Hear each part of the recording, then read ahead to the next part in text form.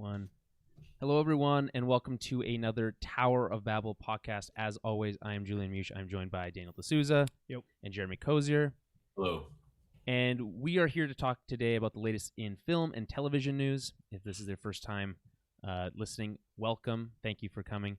The big stories this week, or I guess from the last couple weeks, we haven't done a full big show in a while. A couple things actually going on, which I'm excited about talking about. Basically, we've got theaters in peril. I'm not excited about talking about. I'm not excited about talking about that, but I am interested in discussing it. There's more Snyder Cut news. So I'm sure Jeremy's excited about that. And some stream.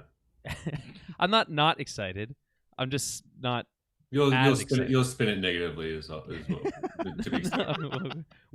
Time will tell. Time will tell. And then Spider-Man 3. There's some weird news about Spider-Man 3 that I think is very intriguing.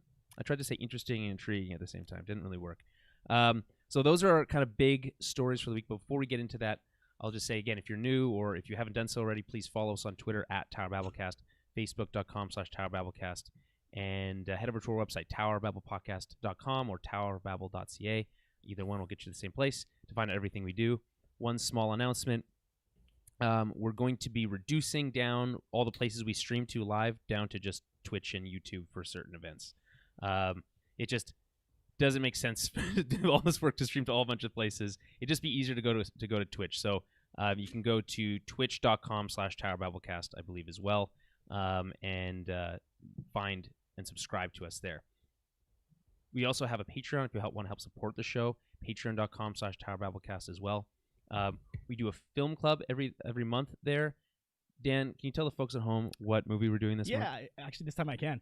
It's Cabin in the Woods. We're doing a sort of Halloween-style theme. Okay. Cabin in the Woods, a great sort of modern horror film, or an homage to horror movies. If you're asking Jeremy, it's not a great modern horror film, according to Jeremy. What do you think is holding it back? I'm excited to watch this. I don't even like horror movies. Well, I just think we should have went with my option. I think it's okay. That's like, what I think it's far superior. And what was your option for those who haven't listened to that? Dawn of the Dead, the 2004 Zack Snyder version. So the theme here seems like with Jeremy. Okay. Well, that and also the movies are the Halloween theme that was announced earlier. Yeah, for sure. Yeah, different theme. We're all aware. We're all on the same page. Yeah. Okay, so let's get into it. And dive into this. I want to start maybe on the downer note, and then we can just once you start at rock bottom, there's only one way to go, right? Or you just stay where you're at. that's the risk, right? I guess that's possible. So we never gain any momentum. Failure to launch, I guess, would be the analogy there. Ugh. Okay, well, hopefully that does not happen. We're going to talk about something that I think is close to all of our hearts, which is that movie theaters are very much in danger. I've read a couple articles over the last couple weeks, especially following the news of every major release for this year has been moved either into next year or in some cases all the way into 2022. Well, I'll list out some of those in a little bit, but if you want me to give you an example of how much the theater industry is hurting right now, the largest box office hit for this year is Empire Strikes Back, which is just beating out Jurassic Park. Mm-hmm. Both great movies. Sure. Both came out a long time ago. In the case of Empire 8 in the 80s and Jurassic Park in the 90s, it's not looking good out there for movie theaters. AMC that we already knew was already struggling. Did some restructuring, did some debt restructuring to try to stay afloat during this whole process. Tenet came out, was supposed to be the savior of film, of the movie industry, and I don't even know how that moniker was kind of like thrust upon it. Like, was that by the media? Was that kind of from Warner Brothers? I don't know. Christopher Nolan, we know he's a big advocate for the film experience, but its failure at the box office, in a large degree, has actually created the opposite effect, which has created a chilling effect that has now sent every single Warner Brothers film. I guess you could say Wonder Woman still doesn't have a date past December 25th for this year, but it'll move. and their biggest tentpole of the year, or one of them being Dune, now moved to late 2021, probably again for around the Christmas time for 2021. Yeah. It's bad. It's bad out there. I don't think it's fair to phrase it as Tenet failing either, right? Well, it's more than just constrained. Right? This is what I said last time. I said Tenet was the test bed, right? And look what's happening. They're all being pushed. There's nothing next year. It did as best as it could, but it wasn't enough. Exactly. Right? Yeah, I think it made like just over 200 million worldwide.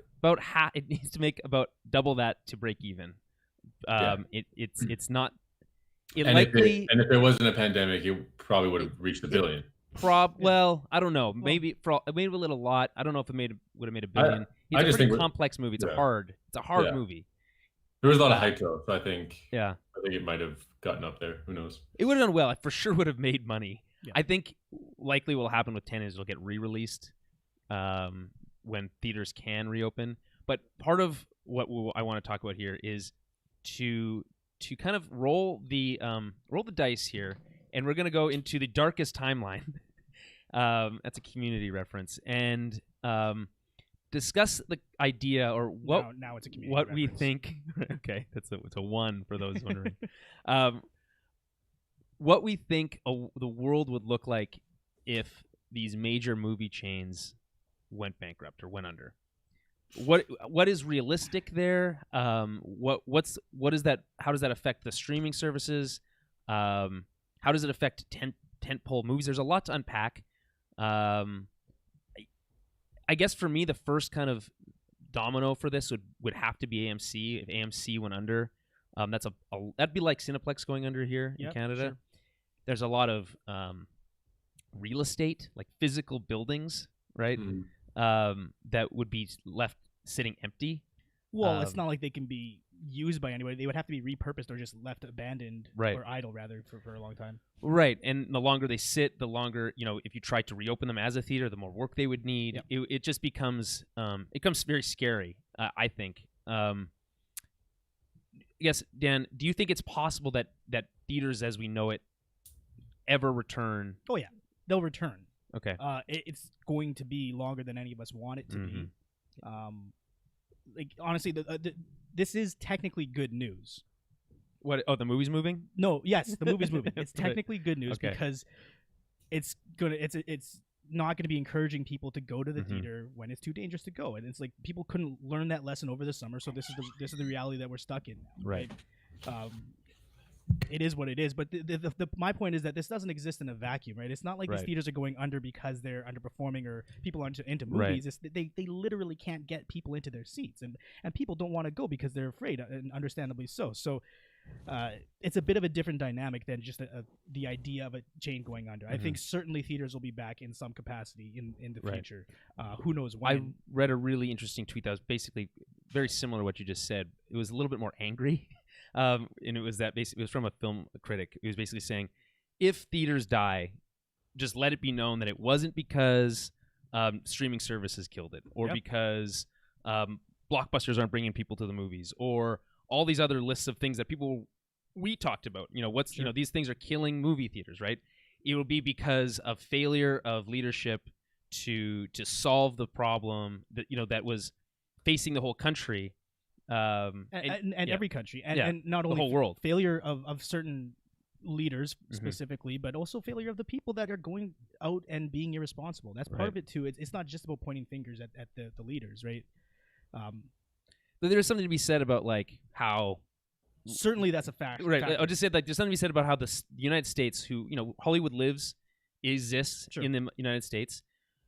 A lot of other countries were were managing the pandemic a lot better. And you could argue that they could have opened theaters in those other countries, and they did in a lot of And what's happening is because one country, like one large country, failed or is failing at managing it very well. It's now like created this whole a chilling effect where no movies are coming out, not to anywhere, not to anybody in the near future. In the near future, that will shift if it has to, right? Right. So let's get back to our hypothetical. Let's assume movie theaters do close. What does that mean for movies like the ones that moved, the Matrixes, the Batmans, the Flashes? Do they come out on streaming, or do they? What does a movie theater do? Jeremy, what do you think? Or what does a movie studio do? Well, I think so far the streaming. I guess what do we have? There's a million of them. No, I mean like the Disney movie, the Disney movie that came out. Mulan, yeah, like that failed as well. Like it didn't do the numbers they wanted. There's rumors that Black Widow was going to do that too, but they're not going to do that. It just seems like these huge movies with massive budgets are not going to streaming services. They're not going to streaming services for a while. Like I think we're gonna have to wait this out for a long time. I don't know how these movie theaters they're just gonna be closed, empty, whatever. But they're gonna have to, like Daniel said, they're gonna have to sit idle. I think. I don't think they're not gonna be like torn down or repurposed to something else, because I just don't. Because I think they'll be back. So what's the point of repurposing these physical places? Well, I mean, it depends on how long they're not in use, and it depends on if the company can sustain it. Like they may have to sell off their assets, and then it won't be up to them, right? Like those theaters will get demolished or repurposed because they won't belong to the movie studios anymore. Well, movie studios, unless there's some sort of bailout or something that they can just kind of stay idle. It seems like that would be. It sounds funny to say, but I think that would be like a likely scenario if this goes on for a long time, that a partial bailout of the movies of the movie theater chains. And one of the interesting kind of news bits from this year that isn't really talked about too much is this idea that there was a law in the United States that was overturned. There was a law that was written in the 30s, I want to say 30s, 40s, that prevented movie studios from owning their own movie theater chains, right?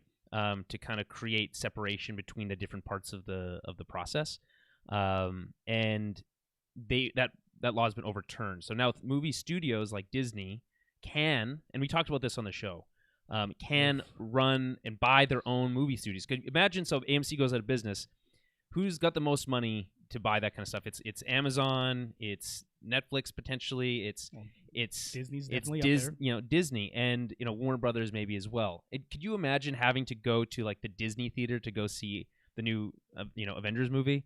But like it's and it would be a premium price ticket. Like certainly it would not be it would be like $30-$40 a ticket. It effectively allows those studios to monopolize their product. Yes. Entirely.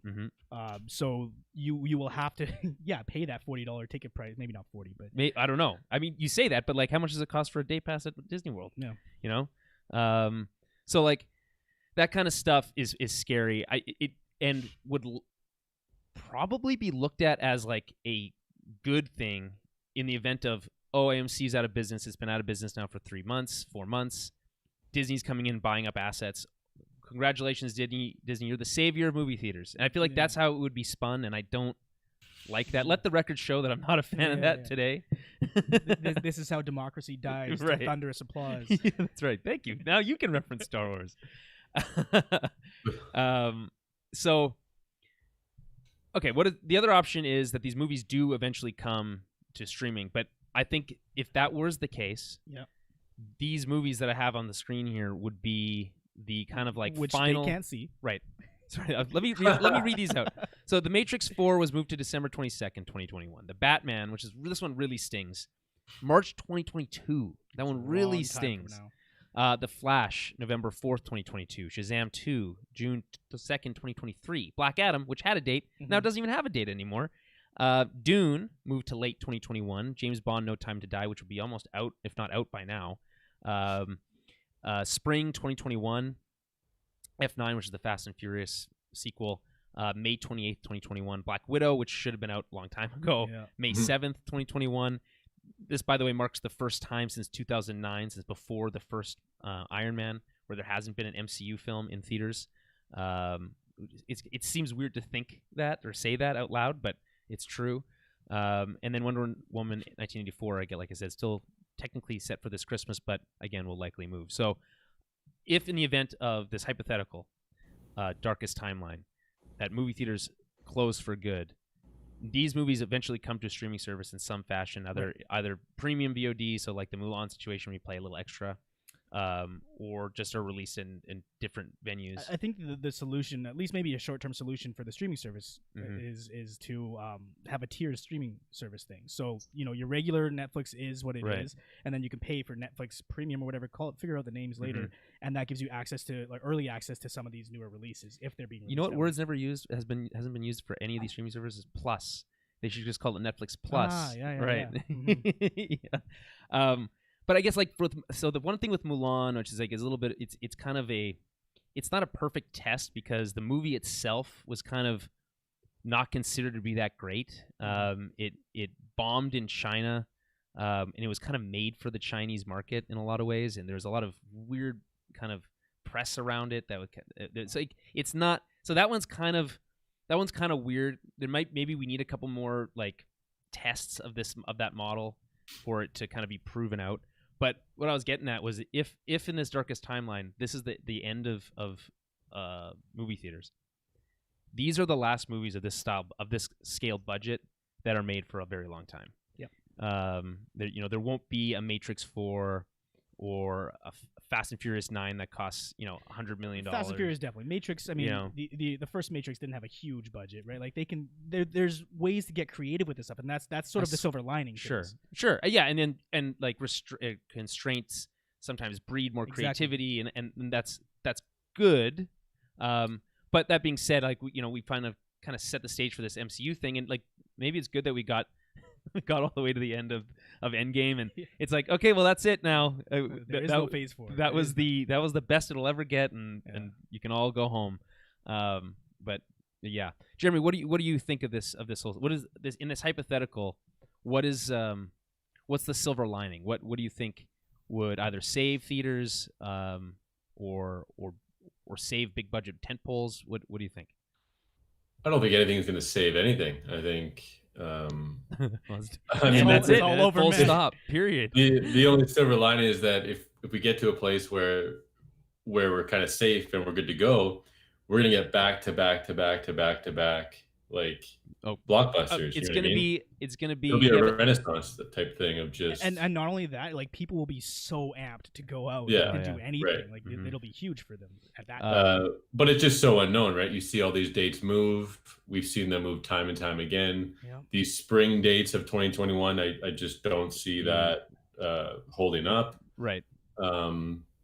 And you look at the streaming services, right? Well, we'll probably talk about Justice League, and how that's kind of being repurposed, and that to me, that's 2021 right there is what that is, right? That high quality kind of big blockbuster type thing, but being repurposed into what streaming service is all about, right? Sure. What The Mandalorian offers for Disney Plus. And what Justice League is going to be for HBO Max. So The Boys for Amazon Prime. Right. So who knows if it's such a long wait for these massive movies, which some of them haven't even started production, right? So they can change entirely, except for things like The Flash, things like Spider-Man 3, which we know is heading into production right away, because they can create bubbles where they can get all this filming done. But those two movies in particular are going to set that trend of the multiverse, and including the back catalog of just both those universes in and out of continuity, which is super exciting, but not really, since we can't really go and watch these things. Right. So I think in some way, if this keeps going, these things I feel will be repurposed into different types of media that we intake through these streaming services. So yeah, I don't know. What do you call the age after the golden age, the platinum age of television, the diamond age of television, right? Because there already is so many series, right? And that's the one thing, I guess, the silver lining is that the production for some of these things can kind of continue. I think there is going to be kind of a gap somewhere after the releases of some of this big stuff, and especially in the TV world, where things that were in production pre-COVID that have had production delays during COVID there'll be a bit of a gap there before they can come back with in full force. I mean, I know there's already been some casualties. Glow season 4 was renewed for season 4, and then now is just canceled due to COVID, which really stings. That one, I read that one the other day, and I was like, man, that really sucks. And it's like nobody's. It's for no good reason. You know what I mean? It's like there's a good. Well, no, reason. I know, but like it's not because for any creative reasons or even financial reasons. It's just like this thing that no one can control is causing this thing that should be so separate from that kind of thing to just be gone, which sucks. So I guess there's a bit of a silver lining in terms of what Jeremy mentioned, this repurposing of things into maybe more series based, like David Fincher. David Fincher is doing a movie for Netflix, so there's that. But Ridley Scott doing Raised by Wolves. He's never done a series before, but he directed an entire series for HBO Max, right? That's pretty impressive stuff. I think you're going to see more of that kind of thing maybe going forward. I mean, they face the same filming constraints as the movies do. They just have different budgets, right? I think the stuff that David Fincher did with Netflix obviously was worked on long before this, right? Any final thoughts on this dour situation that we're in with movie theaters? No. Okay. No. Let's get some momentum. Let's move on. Let's launch. Okay. So we do have some trailers. We mentioned a couple of these. Mank, David Fincher. This is a black and white David Fincher movie. I think we're all David Fincher fans. In fact, there's another David Fincher story I have coming up. But this one's it's set in the 30s, right? It's got like Orson Welles is in it. Well, it's about Citizen Kane. It's about the making of Citizen Kane. Yeah. And I've never seen Citizen Kane. I know it's supposed to be like the first great movie or something like that, or like changed filmmaking forever, but I've never seen it. This one doesn't grip me as much as something like Gone Girl did in terms of Fincher stuff. Yeah. Dan, what did you think of the trailer? The trailer is interesting enough. Like I was thrown off because it looks so much like it's deliberately trying to evoke Citizen Kane. Right. Not just the black and white, but the at the end of the trailer with the character holding a bottle in his hand and slowly letting it go. There's a bunch of like pieces of imagery that evoke Citizen Kane. So I was kind of confused at first. Is this a remake of Citizen Kane? And obviously Orson Welles is in the movie, right? As he's a character. In the movie, yeah. And the cast is amazing, for the record. Yeah. It's something to do like the guy, the Mank, the character helped Orson Welles write Citizen Kane, and I think there was some sort of controversy over who actually wrote the film. I don't know all the details, but I remember it's something along those lines, like they were writing partners, but then Orson Welles got the credit or something to that. Oh, it's like that Batman writer situation, Bill Finger. Yeah, kind of like that. Yeah. Okay. Jeremy, have you seen the trailer? I have not. Okay. I would give it. I mean, as a Fincher, it looks cool. Piece, it does look very and pretty. Gary Oldman. Yeah, I love everything David Fincher does, and I mean, you look at The Social Network, right? He's really good at showcasing real life events in a dramatic fashion, and I mean, going all the way back to the 30s to Citizen Kane, like you said, one of the top tier movies to change the landscape. Seems pretty exciting to me. Yeah. Many people consider Citizen Kane to be the best movie of all time to this day. It seems like. That's like that started like a long time ago for sure, like when it came out, and then I don't know if people still think that to this day, but it holds a place in history that it'll never change, right? Yeah. It's just it's widely considered that, regardless of whether or not it merits that. It's just that's part of the zeitgeist now, is that Citizen Kane is just an example of a great filmmaking. Right. Yeah. So, like I kind of compare that to like video games, right? Obviously different medium, but you could say that Mortal Kombat is the best video game of all time. Well, I disagree. I think Donkey Kong is the greatest game of all time. Because you could say that about like Ocarina of Time or Super Mario 64, right? Sure. Which people still think that, but clearly there's better video games that have come out since that have iterated off of that. And I think, so like removing nostalgia or its like place in history, is it a better game than Mario Odyssey? Like probably not. You know, I mean, better is a subjective term. Like better in that, like its graphics are seriously improved. Yeah, but like is the mechanics? Yeah, exactly. Like that's kind of what I'm getting at. It's like it's everything that Mario 64 was, but it's doing it in a more sophisticated and modern. Right, but it wasn't the first in time that was mind blowing or whatever. It doesn't have that special factor. That je ne sais quoi. So misunderstood person on YouTube asks, Gone Girl is one of my favorites. You know if Trent Reznor and Atticus Ross is doing the score for the new one we're talking about, which is Mank. I would be surprised if they were, because it doesn't really it doesn't really fit their sensibilities in terms of. I love Trent Reznor and Atticus Ross. Like their score for The Social Network is amazing, like so good. Also for Watchmen, the TV series, right? Mm-hmm.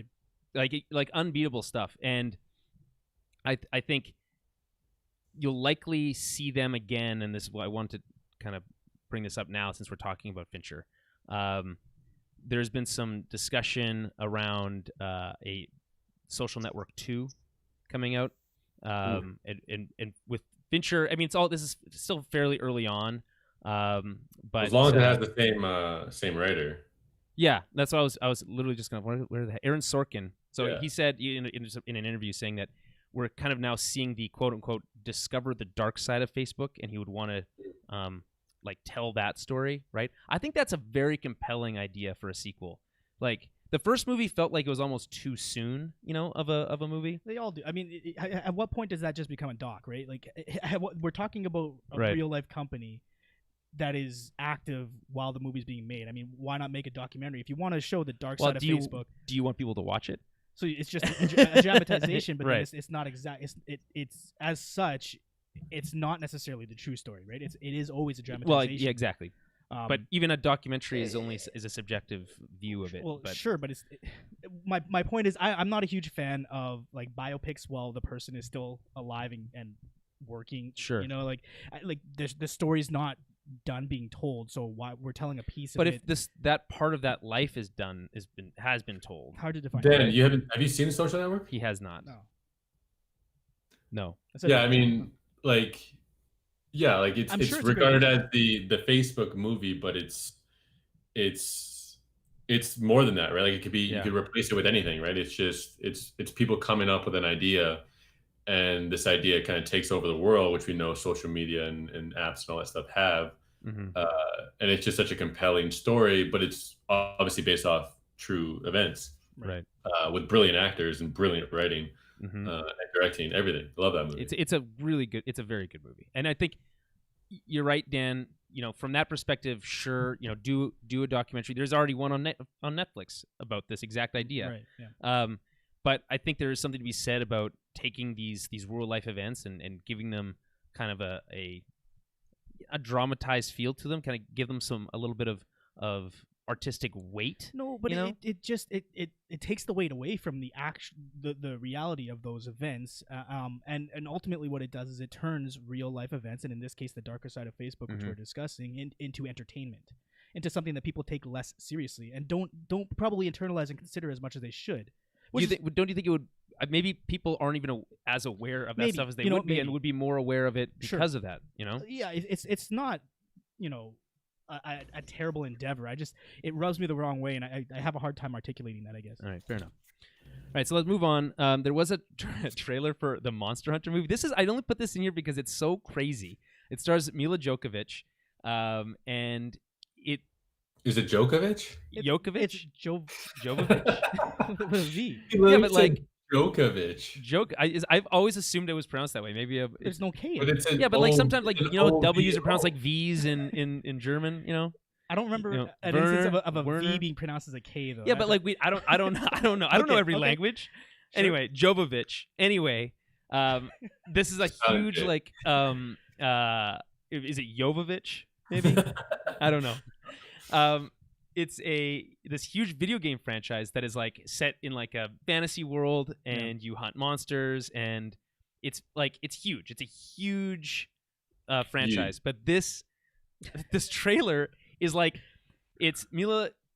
She just turns around and shoots at something. She's in a military vehicle, and there's like it looks like an army movie with it reminds me a lot of that scene from the first Transformers movie, where they're in the desert and there's that one Transformer that's like jumping up out of the sand and stuff. It reminds me of that. It couldn't be further from the actual. I feel like the actual source material. I mean, we haven't. None of us. I don't think any of us have played Monster Hunter. No, but I've Does seen it- enough does of it. But I haven't seen the trailer. But does it not just look like a Resident Evil 8? Yes, like, or yes, 9 absolutely. trailer? Yes, it Yeah. does. You could just replace the title card with Resident Evil something something, and it would because it would be 2 words. You wouldn't know. You wouldn't be able to tell the difference. I guess they say monster like very loudly at one specific part, but like that doesn't mean anything because it's a pretty generic word. Speaking of Resident Evil, there is a trailer for another Resident Evil film. Jeremy, this one might be more up your alley, isn't it? Hmm? It's a series, not a film.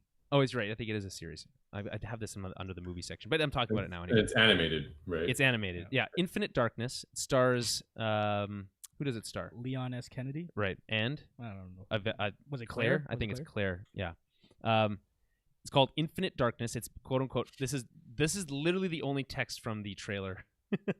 Based on the Capcom video game franchise, Resident Evil Infinite Darkness is a horror series with a sci-fi twist coming 2021 only on Netflix. That is the only information. Yeah, I mean, we've had plenty of these animated Resident Evil movies. I think there's at least 5 or 6. Really, I just have never I've watched a seen couple any of them. of them. They're fun. I feel like there's one that has an airport. There's one that features an airport heavily for some Probably. reason. Does that sound right? Maybe. I remember I bought like a couple of them on Blu-ray, and then I just kind of stopped. They weren't doing it for me. Is it the production quality is like not No, there for you, or is it? No, I think that's there. It's just the substance, the story, Right. the convoluted nature of it. It's just like, where does this fit in? You're just using characters that we all know and love from the video games. Right. But it could be anybody. Yeah. Yeah, they're taking the live action movie approach, with Mila Jovovich, and it just doesn't work. You know what I mean? But I think they obviously sell, right? Even the live action movies were $1 billion movies. Yeah, you made us go watch them in the theaters all the time. Well, no, we went to one because that one it was like supposed to be the last one, and then there was another one after. No, it wasn't really the last one. It's just they got Chris, they got Claire, they got Wesker, Yeah. and I think maybe it was kind of supposed to be the last one, and then the one after that they got Leon, and Is that the one that starts with like in the like beneath Tokyo for some reason? I don't And remember. that's like where it's like Wesker's headquarters are like underneath. None of those matter. It's the first. The first one is really good, I think. I actually quite like it. The second one's okay. It follows a lot of the third video game story with Jill and the Nemesis. But you don't have the story in here. But Right. I think the other day they announced a Resident Evil live action movie reboot. Really? Along with casting. Oh, really? Okay. Yeah. So wait. They cast it and announced it at the same time? Yes. That's So they interesting. have Chris, Claire, Leon, Wesker, and William Birkin, who are who's the scientist behind the G virus, I believe, or T virus. And the casting's making this? good. Paramount? I'm not sure who's making it, but I have a quote here from the writer director, which I'll read. With this movie, I really wanted to go back to the original first 2 games and create the terrifying, visceral experience I had when I first played them, whilst at the same time telling a grounded human story about a small, dying American town that feel both relatable and relevant to today's audiences. So sounds good. And with that sounds pretty good. And with the casting announcements and the characters, it's kind of what I've always wanted. Because is there anyone notable in the roles? Yeah, I don't have the names up here, right? But what's the guy from Arrow? His brother, Robbie Amell. I don't know if you remember him. Yep. But he's playing Chris Redfield, and he actually looks exactly like the character model from the games. Interesting. And I just think it's just exciting that the guy who's helming it is going to include the first game and the second game into one movie with the characters and just utilizing those first 2 games. Is this Wesker? No, that's William Birkin. Wesker's on the left there. On the left, this is Wesker? Yeah. Okay. Again, they can't see your screen. Okay, yeah, you're right. Right. You're absolutely right. Neil McDonough is as Birkin. Right. That's a good pick. Yeah. Yeah. And you're right. Robbie Amell does he's got the chin for the He's got the hairline too. If you look up the Resident Evil remake on Game, it's identical. That's funny. That's pretty cool. So that's exciting for me. Like got me kind of down on the franchise outside of the games. You talked about that TV show they were thinking of making, and you're like, no, I couldn't I couldn't care about the Wesker kids or whatever it was. Yeah. But this is just super exciting to me, having the first two games kind of crammed into one movie. Situated in Raccoon City as this pandemic, if you want to call it that, or outbreak is happening. And the guy's a fan of the games, right? So this is that's the way to do it, right? Yeah. All right, so good Resident Evil news. That's exciting. That was a surprise. I wasn't expecting that one. I don't know how I missed it. Pixar's Soul, we talked about this. Is the movie about the guy who dies and he's like making his way back out of the land of the dead. It's like a mix of he turns into a soul, right? But he also has soul because he plays jazz, right? So it's a mix of Coco and Inside Out, but with jazz instead of Mexican culture or emotions. Have you seen Coco? I haven't seen Coco. No. Coco is about a kid. Things. I know. I think it is great. Yeah. He's also trying to escape the land of the dead. So there's a so probably more like Coco than Inside Out, right? Well, no, because it seems like it is a little bit like Inside Out too, a little bit. But anyway, doesn't matter. What the point is, you're not watching it in theaters because it's coming to Disney Plus. It was originally supposed to premiere in theaters on December 25th, so Christmas Day. No word on how it will premiere. If it'll be like Mulan with like an additional price tag, or if it'll just come to Disney Plus, but for those Disney Plus subscribers, that's kind of a nice bonus. A Pixar movie. Yeah. Probably, I'm guessing spring-ish time frame. They didn't say. Speaking of Disney stuff, The Lion King. Dan, I know you're going to love this. The Lion King always means I'm not going to love it. The Lion King is getting the Godfather treatment. The Lion King 2 is in the works from Moonlight director Barry Jenkins. Jeff Nathanson, who wrote the first script, will return to write the sequel script. It will apparently tell Mufasa's origin story through flashback. So the Godfather 2 treatment, I guess, would be the more apt, because it is a sequel. So So it's a sequel. It's going to be a story about Simba, but there's going to be plenty of flash. Okay. Right. Yeah. It's the Godfather 2 of the Lion King movies, and by a great director, Barry Jenkins, which is, you know what? Of all the directors, I would have thought to pick him for that. Not saying we all like Moonlight, but just it's like a strange. It's hard to draw a direct line between that movie and The Lion King. No. You know what I'm saying? Well, it's a story about generations, right? It's about a boy growing up and having to deal with becoming a man, and obviously, and a mostly African American cast, an African American director. Sure, you could say that too. I guess there's some parallels, but it doesn't excite you. You already have a Lion King 2, so you don't need another one. I have a Lion King 2 and a Lion King 1.5. Whatever. We'll see what happens. Like these movies aren't made for me anymore, so it's not something for me to be excited Interesting. about. If my nieces and nephews are excited, I'll go see it. I don't know. You sound a lot more like me on these movies every time a new one is announced. It's not something for me to get to jump out of my chair and be excited about. Like, we'll see what happens, but that's just such a small snippet of news. There's going to be more Lion King. Cool. I do like the idea of telling the first Mufasa. CG one. I like the idea of telling Mufasa's story through flashback. I think that's kind of interesting.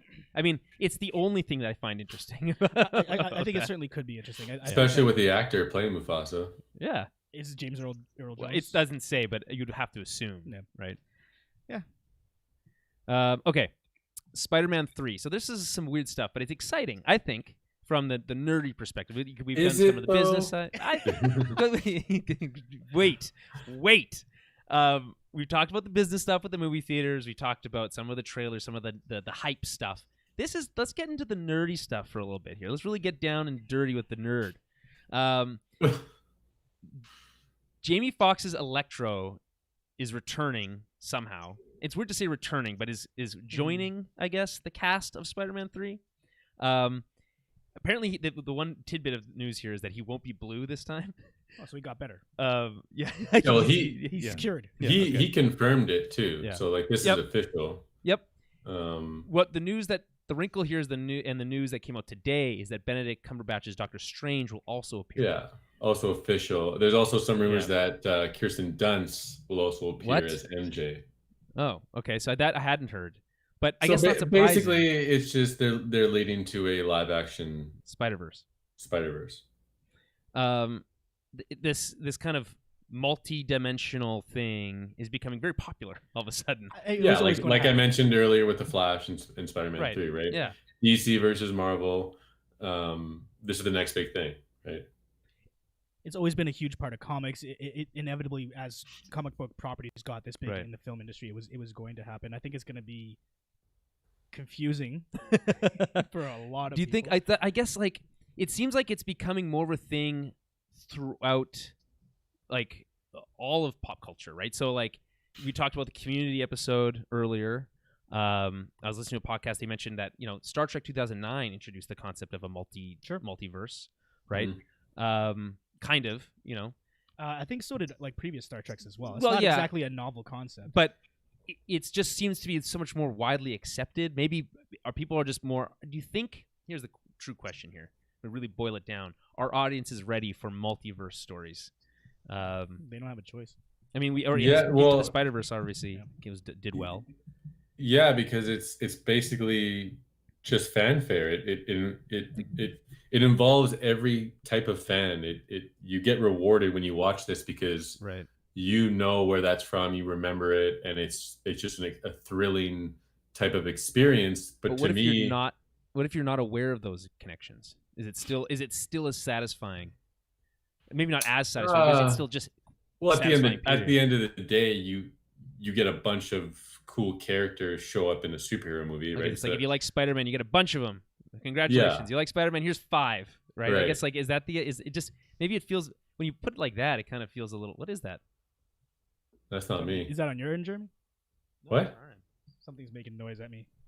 Oh, it's the fridge. Hold on, let me go. Something's rattling over there. Yeah, I mean, I just think it's too early for this. I think it's a typical or it's reminiscent of the BVS Civil War situation, which has rumors. It's not official, but when Kevin Feige changed the title of Civil War or Captain America 3 because it wasn't called Civil War. That was when it was called like Snake something or that was when he had learned of DC's plans to do a Batman versus Superman, and the rumor is that he maybe had cold feet, maybe he wanted to do Civil War, but he just went all in and he did it before BVS, or it was the same year, I guess, right? To resounding praise and whatnot. So this is kind of that second iteration, the race to the multiverse, which just opens up a Pandora's box. Oh, man, we need a cool like intro theme for the race to the multiverse. That would be dope. And I just think it's like I'm excited for that concept. I want that to play out. I just think it's too soon. I think the Spider-Man that we have so far, right? You either love him or hate him. There's plenty of fans, but there's plenty of haters. Do you like Tom Holland? I think Tom Holland's the best Spider-Man we've had. It's not about the casting or the individual. It's just about how the series has begun, how it's progressed, right? It's very easy to just call it an MCU movie, an Iron Man movie, a Spider-Man Jr., right? Mm-hmm. I'm very patient in the fact that I feel that Tom Holland will become what you already think he is, right? Like the best Spider-Man we ever had or whatever. I just think it's too soon to call that, but I can see him living out this legacy that we'll look back on, much like a Hugh Jackman with Wolverine, 17 years, right? Tom Holland's so young.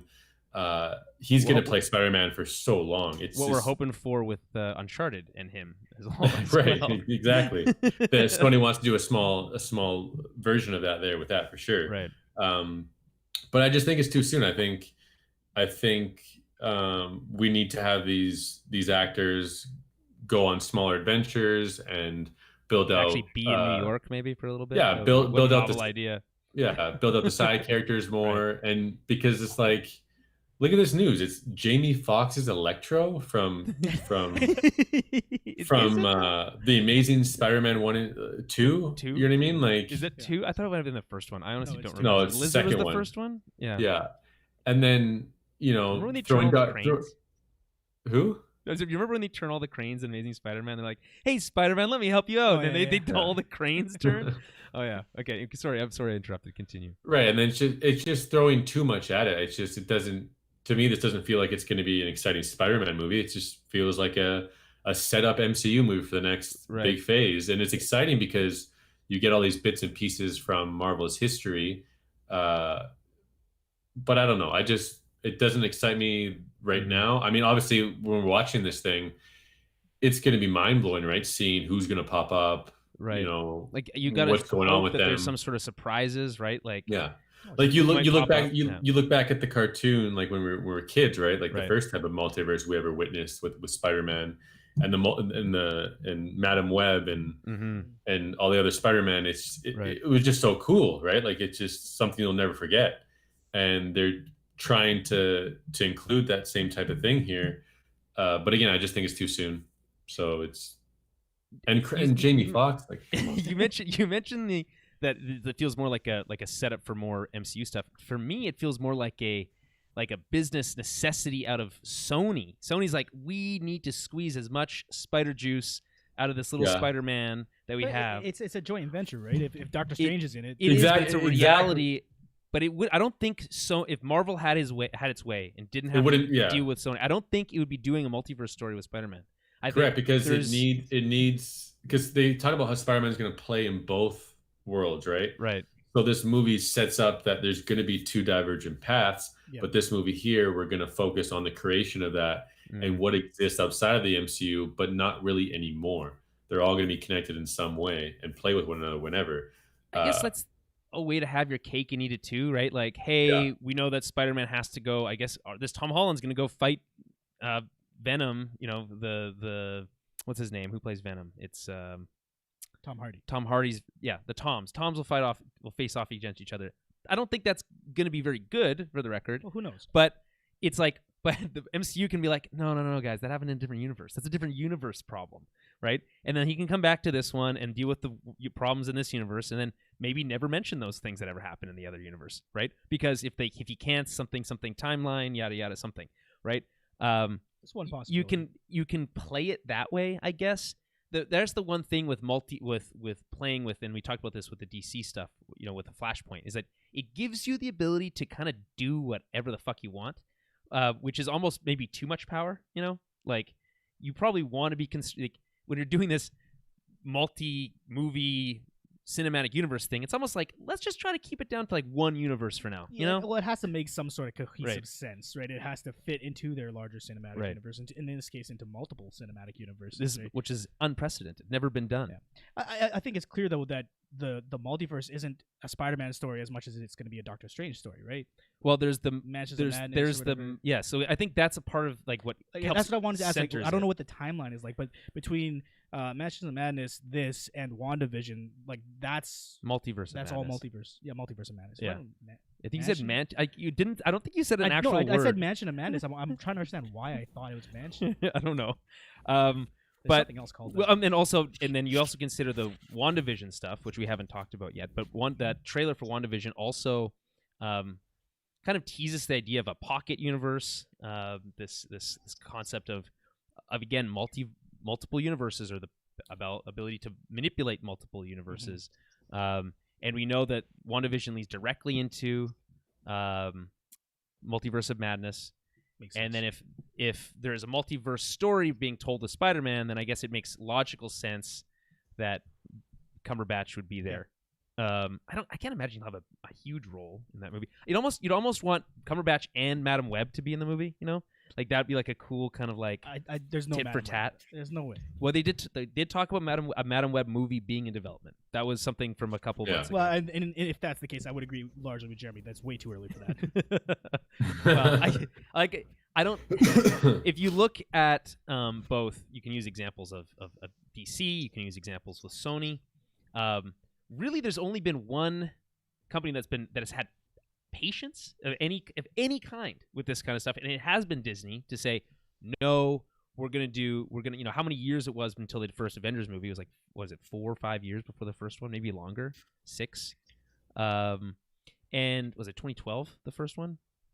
Yeah. So wait, so if 2009, so it was only 4 3 years between 4 years. Okay. So they're the only ones who have shown any modicum of restraint. So you give Sony kind of like some keys to this. So you're like, here's not all the keys to the kingdom, but like you can gonna do the stuff you want to do in this corner of our universe, right? They're like, okay, great, let's just do it. Let's just do everything. We'll just do everything. And like, I just have no faith in Warner Brothers in some degrees. They have to prove me wrong, but with Sony especially. When you talk about Marvel, there, like Morpheus? it wasn't even like by design though, right? It was Right. almost kind of a coincidence, right? They said, hey, like Kevin Feige, start your studio here, start small, prove to us, is this possible, right? They didn't have D-list character. They just he just called Samuel Jackson, right, last minute to just do this extra scene. They didn't have the grandiose plan. It was just it was hopes, it was aspirations, and they did a solo movie for each of the main heroes, and then it led to the Avengers, and then the rest is history. And DC tried to catch up to that because that was the trend. They wanted to get that there right away, right? And DC suffered for that, and people were laid the blame, right? But who cares? Now we're getting Justice League 4-part series next year. So. That's a good point. Misunderstood person again says he's a late bloomer with watching these Marvel movies. He or she, sorry. And with TV like Breaking Bad, Game of Thrones, Westworld pretty much ruined movie watching for them. I will probably check it out. I prefer series now. There's something to be said about that, and like Jeremy said, like converting Justice League into a series.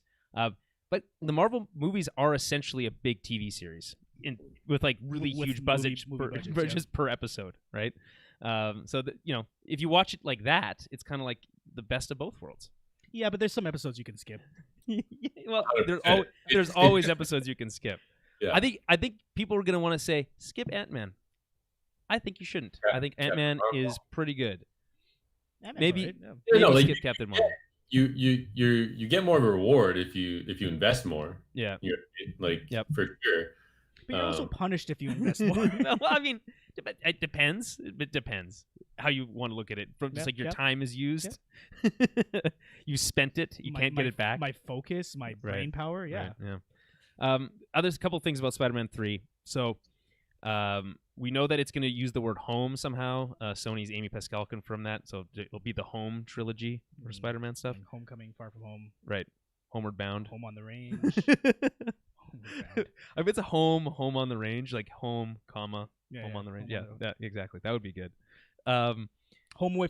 It's called Home Away from Home because it's about a multiverse. Ooh, that'd be good. Yeah, I like that. That's what it is. Well, it's going to be. That's not what it is. Do you want to make a bet? There's no way they're going to call it that. Well, I mean, it's not any more or less believable than. Okay, yeah, I'll make a bet. Put it in the book. Put it in the book. Bet $1 million. You'll get million fake dollars. He's not writing anything real. He didn't even open the pen up. Okay. Anyway, I thought this was funny because there was a tweet. Someone said, "Hey, with Electro coming back, which other Spider-Man character would you want to see come into the MCU?" And then Vincent D'Onofrio replied to the tweet. Yeah. He's like, I don't know what he said, but he's right. That is the right choice. Bring in Vincent D'Onofrio's Kingpin.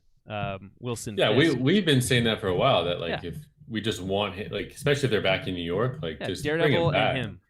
And you don't even need a multiverse to bring him back. Yeah, he's already in the regular verse. Yeah. It's just in this verse. If you you're pulling stuff from that, like the Netflix shows, it would be D'Onofrio, Daredevil, and who's the one with unbreakable skin? Jessica Jones. No. Oh, Luke Cage. Luke Cage. I guess in Jessica Jones too, but she doesn't her story's kind of more suited for television anyway. But yeah, I guess those would be the good ones. I guess you could skip Iron Fist is what I'm getting at. Okay. So moving on, we talked about Social Network 2. Dan, this one's up your alley. Lord of the Rings and The Hobbit are coming to 4K Blu-ray. Mm-hmm. It's called the Middle Earth Collection, right? Do you know anything else about this? That's all I know. All I know is what Jeremy shared in our group chat. But it's insane that so yeah, they're 4K remaster or whatever. both the theatrical and the extended editions are included in that. So that's right. Like it seems like unnecessary. That's weeks of content. I guess it's not hard to include both if one has less. If it has everything that the other one has, but just less. It's like you're not like technically putting two movies there. You're just like compiling them in different ways, right? Yeah. For the second one. So like it feels like a lot more than it actually is. It's really just here's the full thing in a condensed version at the same time. Yeah, and I'm sure it'll have all the appendices and all the special features. I'm sure. Absolutely. I'm serious. Yeah, that's what they were called. That's what they were called. Okay. I'd be curious to know if there's any new sort of special feature stuff. But what about maybe some effects some remastering or some maybe like a featurette for the TV show. Ooh, yeah, that'd be cool. Something like that. Yeah. But for me, if you're gonna do this Blu-ray remaster, I would like a little bit of the effects remastering, especially in Return of the King, would be What's so bad about Return? The ghosts especially look particularly bad. They're not going to do any of that. No, probably not. And how much do you know how much this is going to cost? Doesn't matter. Something very it'll cost the right amount. It'll cost exactly what it's worth. Is there too much? Is it like a price that it's like you wouldn't pay it? I don't know if there is. Like, I mean, I don't know. If it's $800, I don't. So think you were I'll buy considering getting the digital PS5, and now it's like you have to get the disc version so you can play these movies. Yeah. So that's like 15. That's another $100 right there. We'll just yeah. Yeah. Okay. We'll table that. We'll call it a grand all in, and I'll just get and I'll be fine. And I'll throw a VR set in there to make it 1,500. Jeremy, do you want to? You think you can get all that for 1,500? I have no idea. Jeremy, does this 4K remaster convince you to watch the Hobbit movies? Not just rewatch the Lord of the Rings. So that's okay. Anyone can do that. Because that's a given. Yeah, anyone can do that. I mean, if you have like a lot of time and nothing else to do, it's hey, skip MCU movies, but it's okay to rewatch Lord of the Rings for the 150th time. Yeah. Anyway, you can do both, guys. I'm here to tell you can do both. You can skip MCU movies and rewatch them. Yes. Yeah, okay. Jeremy, are you going to watch The Hobbit now for real this time? I mean, I'm more open to it. Yeah, I think. Okay. I just distinctly remember coming from your mouth saying, I'm not going to watch a single one of these until they're all out. And then, you can fast forward to 2020. He's never watched a single one, which I guess like you technically have kept the first part of your promise. You just need to, follow through the second part. I got past the hype, right? And the excitement. It's just, I didn't need to dive into it anymore. And I read the book and I really liked the book and I just didn't want to,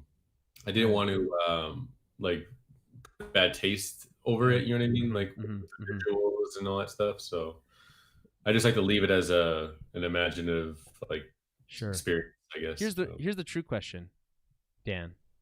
Yes. Do they have a condensed version of the Hobbit movies that we can watch? It's just like condense it down to like a movie and a half, maybe. That would be good. That'd be a cool special feature. But yeah. I mean, those Hobbit movies.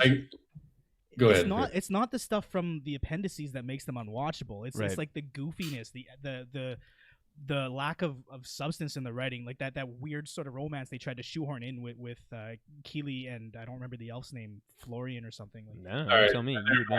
Never mind. I'm not watching these movies. It's the dumb things like that, or the over the top acrobatics and all the CG that they added in. Like it's just like, why watch those when the original trilogy is so damn good? And when all this is, it's literally, I'm sure I've said it before on the podcast, but it's this exact same dynamic as the original trilogy versus the prequel trilogy in Star Wars. Is that it's all style, no substance. When they have an increased CG budget, and they just, there's a story about Ian McKellen obviously returning for his role as Gandalf, crying on set one day, and Peter Jackson having to talk to him because he was just acting in front of a green screen, and that was never the case on Lord of the Rings. They spent a year and a half straight filming those movies. And this is the complete opposite experience, and it shows in the final product. That's it also feels like, coming on the outside, I haven't seen it, but there's like nothing at stake, really. You know what I mean? Because you know where that main character ends up, and where the journey goes from there. So yeah, I mean, there's interesting stuff there in that it kind of sets the stage for how Sauron came back. Right. Sorry, how do you pronounce that? Sauron. Okay. It's you get to see Saruman the White when he's still the Sorry, white. how do you pronounce that? I'm not doing this whole time. You get to see Saruman while he's still good, while he's part of the White Council, as he's turning, but still. You see Elrond and Galadriel in their full, like at the peak of their power. Maybe not the peak, but you know what I mean. Like you see more of these characters that are sort of just figures in the Lord but of the you're Rings. talking about the stuff that is the appendices stuff. That's like I thought those were the best parts of those movies.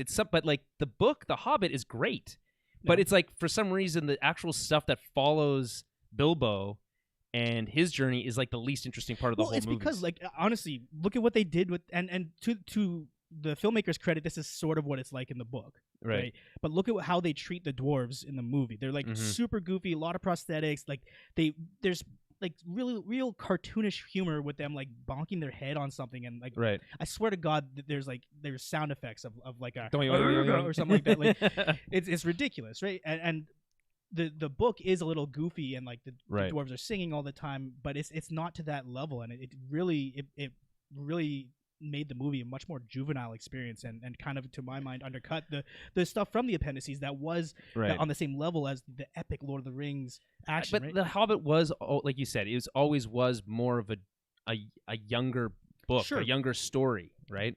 Yeah, more or less. And like it started as its own thing, and then was adapted to fit into Lord of the Rings later on. So there, like it has some of that baggage that maybe came through in the wrong way in the movie. Maybe they interpreted it in the wrong way, I guess. Sure, yeah, I guess. It wasn't... I know what you mean, but it wasn't adapted to become part of Lord of the Rings. It was already part of the same world. It just like certain pieces were changed. Like the Riddle in the Dark sequence was changed a little bit to give the ring more significance. When The Hobbit was first written, the ring wasn't necessarily meant to be the one ring. Right. So parts of it had to be rewritten, but it was always part of the same universe. Well, yeah, no, I guess what I'm saying is it wasn't conceived in the way that this kind of the movies were even laid out, where it's like Lord of the Rings came first, and then there was a prequel book. I mean, it's like it's different. I'm just saying there's some reasons why it might be that, but I think a lot of it comes down to they just made some weird choices, like with the prequels, with like the Star Wars prequels, like you said. Like, why does the villain have to be this like CG? Like, why couldn't we have done makeup? Like, we did the makeup thing and it worked fine. Everything in look at the orcs and Uruk-hai in Lord of the Rings. Most of that is practical effects. Right. Not all of it, but most of it. Yeah.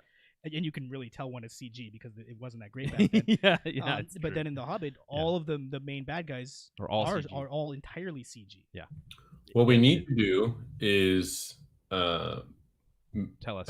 Make a project here where we take these three movies and we condense them we make it into one, or some just like how Topher Grace did that to the Star Wars. Which I want to see that cut so bad. He showed it off, like he only shows it at his own house. It has never been released widely. It probably never will be, but I want to see that cut so bad. Yeah. Topher Grace, more money than time. If you're going to go to that length to actually do something like that, like you probably put a lot of care and effort into it. He shows it off to his friends. Yeah. In his own personal theater. That's pretty badass. I wonder if he showed it off to George Lucas. I wonder if he's ever been like, "Hey, here's what I did. What do you think?" Come on. Maybe.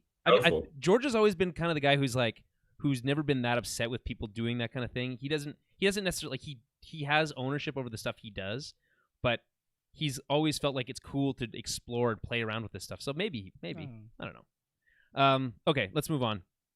Dan, I just want to go something that'll piss you off now. We can skip this. No, I can read it. We can skip this story. I just want to mention it because it's so crazy. Sabrina Carpenter is set to star and produce in a modern reimagining of Alice in Wonderland for Netflix. The film will be set during a music festival called Wonderland. It might be this dumbest concept. This is why, it's not the coronavirus. This is why Hollywood is actually creative bankruptcy? Is that that's right. That's what it is. Jesus. Okay, we don't have to say a single word on that if you don't want to. I don't need a modern reimagining of every fairy tale story. Nope. I don't like it. Again, kind of how I feel about those live action Disney movies, but this seems to come from a similar but less honest place. Yes. You know what I'm saying?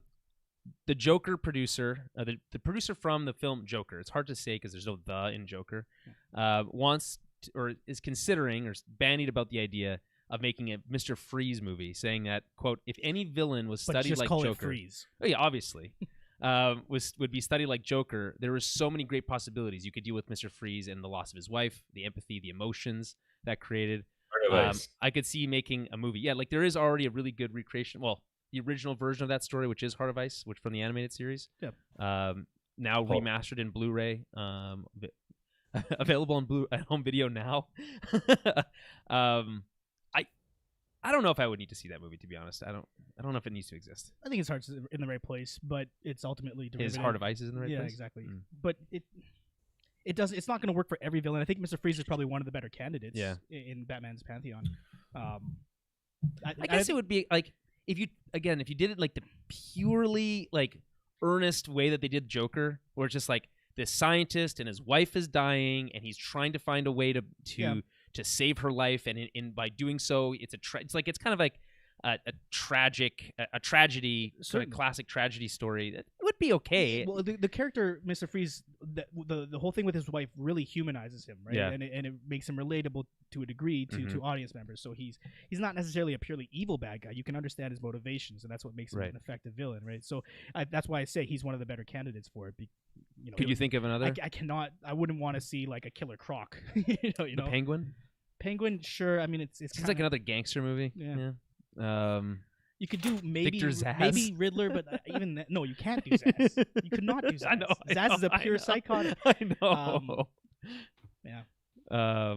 Firefly. Who else? Yeah. Let's do let's do the Ratcatcher next. Is it the Rat King? No, it's Ratcatcher. Okay. Okay. Jeremy, what do you think of that? Would you want to see a Mr. Freeze movie? Yeah, why not? All right, fair enough. What about all the reasons we just said for why not? Bring back Arnold. I'm good. No, I mean, wait. Now we're talking. That is not on the table. Maybe in a multiverse movie, we can talk about bringing back blue-skinned Arnold, and his ice puns, which I personally miss. Just the puns. The rest of the movie I could take or leave, but the puns, gold. Warner Brothers is launching a Dr. Seuss cinematic universe. I swear it will you start with compile these lists on purpose It to will piss me start off. with 3 movies: Cat in the Hat, Thing 1 and Thing 2, and Oh, the Places You'll Go. How is that a cinematic universe? Well, because I guess you could start adding like the Horton Hears a Who and there's plenty of Dr. Seuss stories, but they don't. They can make them all. They can make them all like cohesive or whatever. Mm-hmm. But we already have a lot of that. But like, what is that thread? What is the cohesive thread? Sorry. Sorry. What's the cohesive thread? I guess is the visual style. There's a very distinct visual style. No. But when they say cinematic universe, they mean that they're going to interact. Crossover. It's gonna be Cat in the Hat. It's gonna be he's the one who just goes everywhere. I find Cat in the Hat to be insufferable. I can't stand Cat in the Hat. I don't like. I'm thinking in my mind it's mostly that who did the most recent Mike Myers version? Mike Myers, yeah. I hated it. You just don't like it. What? Like he's because he makes a mess. Like yes, because he gets the kids in trouble. I guess sometimes. No, I don't. There's this like I don't know how to describe it. There's this like undertone of like evilness to it that I just can't get over. It gives me a little bit of it creeps me out a little bit, Okay, sure. Anyway, yeah, I don't know how you connect these. I know how you could connect the first 2, but I don't know. Well, yeah, because the Thing 1 and Thing 2 are from Cat in the Hat. Right, but I don't even. What's the Places You'll Go? Do you remember that one off the top of your head? Yeah, it's like I don't remember it very well, but it's like it's obviously a kid's story about like growing up and traveling and experiencing new things. It's a book for kids. What if the framing device is just kids reading the book? It's just the same kids reading the. They go into the book and they go, "Oh, wasn't that a nice story?" The next one, it's kind of like Princess Bride, but except the kids get older every time. Or Never Ending Story, I guess. Right. Yeah. That's how you do it. I guess. I don't know. Mike Myers. Here's what'll happen. Oh fuck! I just realized. Here's what's gonna happen when the DSCU gets to this point. There'll be a multiverse event, and Mike Myers will come back as the Cat in the Hat. Right. That's how these things work. And we'll fight to the death with the other, the Jim Carrey version of Cat in the Hat. I presume they'll get Jim Carrey did a different one. Yeah, he did. He was Horton, the Grinch. He was and he also was in Horton Hears a Who, I believe. He might have been Horton in Horton Hears a Who. Anyway. Cinematic universe. So now we're getting into the juicy stuff. Justice League Snyder Cut reshoots are set to cost $70 million. $70 million to do recuts. Junkie XL also says that besides the Man of Steel theme and the Wonder Woman theme, which are the two best ones, he didn't say that part. All the music is new for the Snyder Cut. He's redoing it, and that he did a new version of the Wonder Woman theme. Somehow. Can't wait. So that's cool, I guess. But Jeremy, do you know more about this? I know there was some like conflicting reports about who was on the call sheets and who was actually coming back to do reshoots. There was conflicting reports specifically around Henry Cavill, if he was going to be back for more, and Cyborg, I believe, and Ray Fisher. And the craziest thing about is that I think he is back, but that DC offered him some crazy amount of money to come back for the Flash, and Ray Fisher's camp replied by double it, and then it's been we don't know. Since. We don't know. That's all I heard. That's like the rumor I heard, which I think is a very ballsy move. Just like, hey, we're gonna give you extra money. Please come back for this new movie. And said, okay, cool, yeah, just double that. Wasn't there some sort of controversy? I don't know. I didn't. Yeah, I didn't see that report or whatever, rumor, whatever you want to call it. But obviously, still going through. He hired there's like a whole thing about abuse on set. Yeah, I think that report might because there's a bunch of stuff that's come out that was trying to bury what he is fighting for, right? His whole accountability over entertainment. There was a story that like the rumor is that Warner Brothers leaked the Ben Affleck returning for the Flash movie, Flashpoint, early during kind of the height of the allegations to kind of cover that up or whatever, because that was supposed to be announced at Fandom and it wasn't, right? Right. It was like 2 days or whatever before. And then there was another story that Jeff Johns was saying how Jason Momoa was set to play some character in this new movie, and then Jason Momoa came out and said, no, it was a completely fabricated. Fabricated. He's not doing it. So there's a lot of slimy stuff, it seems like, is going on to cover up or whatever. So I highly doubt his camp said double the money when his whole fight is he's been saying, like, if it ruins my career, so be it, right? If I get a job in Hollywood, so be it. The accountability over entertainment is all he's fighting for right now. So yeah, I don't. Maybe part of that is hitting them where it hurts, right? In the wall. To me, if they offered a large sum of money, part of that is hush money, right? If they're trying to get him to silence him, right? So double it and we'll see what happens. Right. And apparently, it hasn't gone anywhere since then, anyway. So. They water right on the ground. There was an investigator, but I guess one Ray's side of it, they think that it was not like a just investigator, like there was more bias there. Right. So there's a new one in place, and they're kind of going through everything, because even the new lead, Kevin Tsuchihara, he's kind of been under fire because the rumor is, or what he explicitly said, was that they want to save Jeff Johns as much as they can. So they want to kind of throw Joss Whedon under the bus, John Byrne under the bus, but just leave Jeff Johns alone. But regardless of how much he's culpable, is that the kind of the ... Well, I think he was at fault or whatever. Yeah, like I think Jeff Johns might, like, he's looking like the worst right now. Like, I don't know if his career is going to recover over this. There's a lot of people in the industry backing Ray up with their own experiences with him. Just not looking very good. But you could see on the part of the head there, they want to keep him safe because he's an idea machine. He's got so many creative ideas, and they invested a lot in him to turn the DC ship to a certain, or to steer it in a more Marvel way, right? Which is what they're kind of going towards. Yeah. When they chopped up Justice League, it happened at the wrong place, wrong time, during the wrong circumstances. And I don't know with Jeff Johns. He's very talented comic book writer for sure. Oh yeah, no doubt. He has either been very unlucky with his where he's made himself involved in the film side with Green Lantern and Justice League, But it's certainly like seems like some of that's coming home to roost, where it's like, maybe you're not cut out to make movies, kind of thing.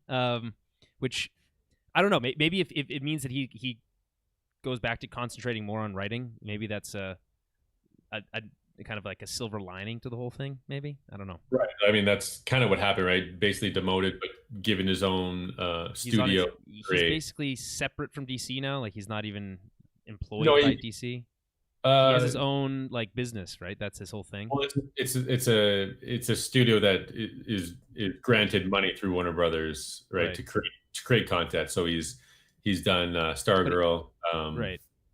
So it is DC properties. It's just, but he's not a DC employee anymore. Like, he was a DC executive, but he's not anymore. He was at the top. He was the chief creative officer. Now he's not. Now he's not there. That's still Jim Lee. No, that's Jim Lee. Okay. There was a point in time when I thought that was the answer to DC's troubles. It just, I didn't think it was. He was given responsibility and told to do something with this property, to steer it in a different direction. And unfortunately, it was just at the wrong time in the middle of Zack Snyder's run here. And it just didn't work out. It just, they went about it the whole wrong way. But look what prevailed, right? Look what we're getting now. So, okay, let's talk about these reshoots. $70 million. We know that originally the rumor was that there wouldn't be any major reshoots. That's obviously now not true. It's a lot of money. The rumors again are saying that it's mostly going to finish visual effects for unfinished scenes that were shot previously. But if you're bringing back these like big actors, it's gonna cost you. Sure. So I can't imagine that's like $70 million is a lot, but it's not like $300 million. You know what I mean? Like, it's like you're bringing back all these actors. You don't know how many of them have mustaches. It's a lot of money. That's good. He definitely like has, like, you can argue over what cut existed, what is a cut, all that stuff. Right. The fact of the matter is that they shot everything that they wrote before it was, or after, it was stripped down from Warner Brothers what they wanted, and all that stuff. So they shot all that, and then he was ousted, and they're using all that stuff, right? He's coming back to finish all that stuff up. The original story was 20 to 30 million to finish the CG. Right. But now the new story is that this, the rumor was, is it a movie or is it going to be a series? So now this is all about repurposing this stuff to make it the 4 kind of episodes, right? And so it's not just going to be the 4-hour movie and then cut right at the hour, then the next episode cut right at the hour, right? This 70 million and bringing back some actors, you can really really tie this up together and make it a wonderful package. And also, with the landscape of cinema and what's coming out, and with streaming services, the aim here isn't just a one and done deal, right? We talked about this right away when this was announced, like the hopes and all this stuff. I truly feel with this amount given to this, the way it's being rolled out, being compared to the Mandalorian, streaming service being the number one type thing, multiverse, right? This is the Snyderverse. We very likely here, even with Ben Affleck coming back for Flashpoint, you want to say that's his last whatever hurrah, he's saying goodbye. It just seems like they're going to continue these story threads in some capacity, whether it's it all depends on how it performs, I guess. Right. And 2021, what are we excited for, right? When's it? We don't even have a official date on this, but to me, it's just so exciting. Like, it's just a dream come true to even get more money into it, to really flush it. Do you know, is this an additional 70 or an additional 40 on top of the 30 that was already being used for the CG stuff? I think it's just 70 total. I think it's just because that would put it at $100 million to take a movie that was already made into a 4-part series. That's a lot. Yeah. that's a lot. Okay, last little bit. Jeremy, this one's from you and me. Dan, it's okay. Rian Johnson revealed that he's working on a script for another Benoit Blanc movie. Quote, "It's not really a Knives Out sequel. I need to come up with a title so I can stop calling it the Knives Out sequel, because it's just Daniel Craig as the same detective, but with a totally new cast." So that's pretty exciting. I think. Super exciting. Yeah, and Anna de Armas is saying she's still hoping she can find a way to return somehow.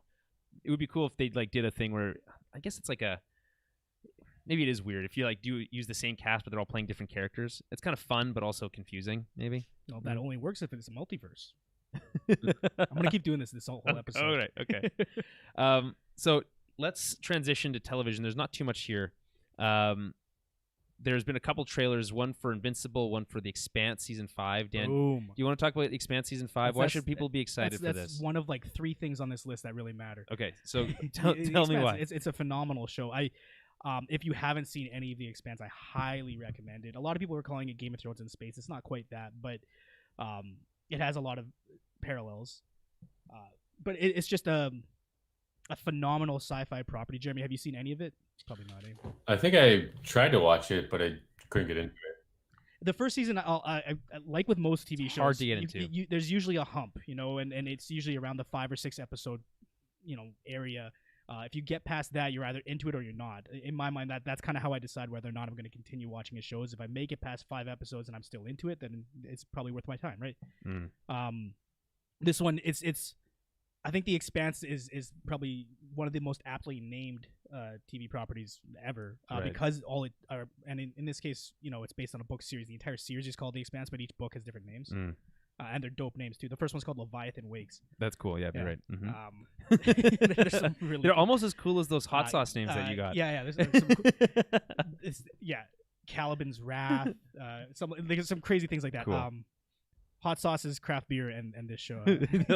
They've cornered the market in cool names. But it does literally. It keeps expanding. It keeps growing. It's no end in sight. I've finished all the books, and I'm waiting on the edge of my seat for the next book because I don't want the show to overtake it. But it's getting close to that Game of Thrones area where the show is going to keep going, and if the books don't come out in time, the show will exceed the books. And I don't like being in that position. Right. Mm-hmm. Yes, we've all been there before. That sucks. Yeah, it's not good.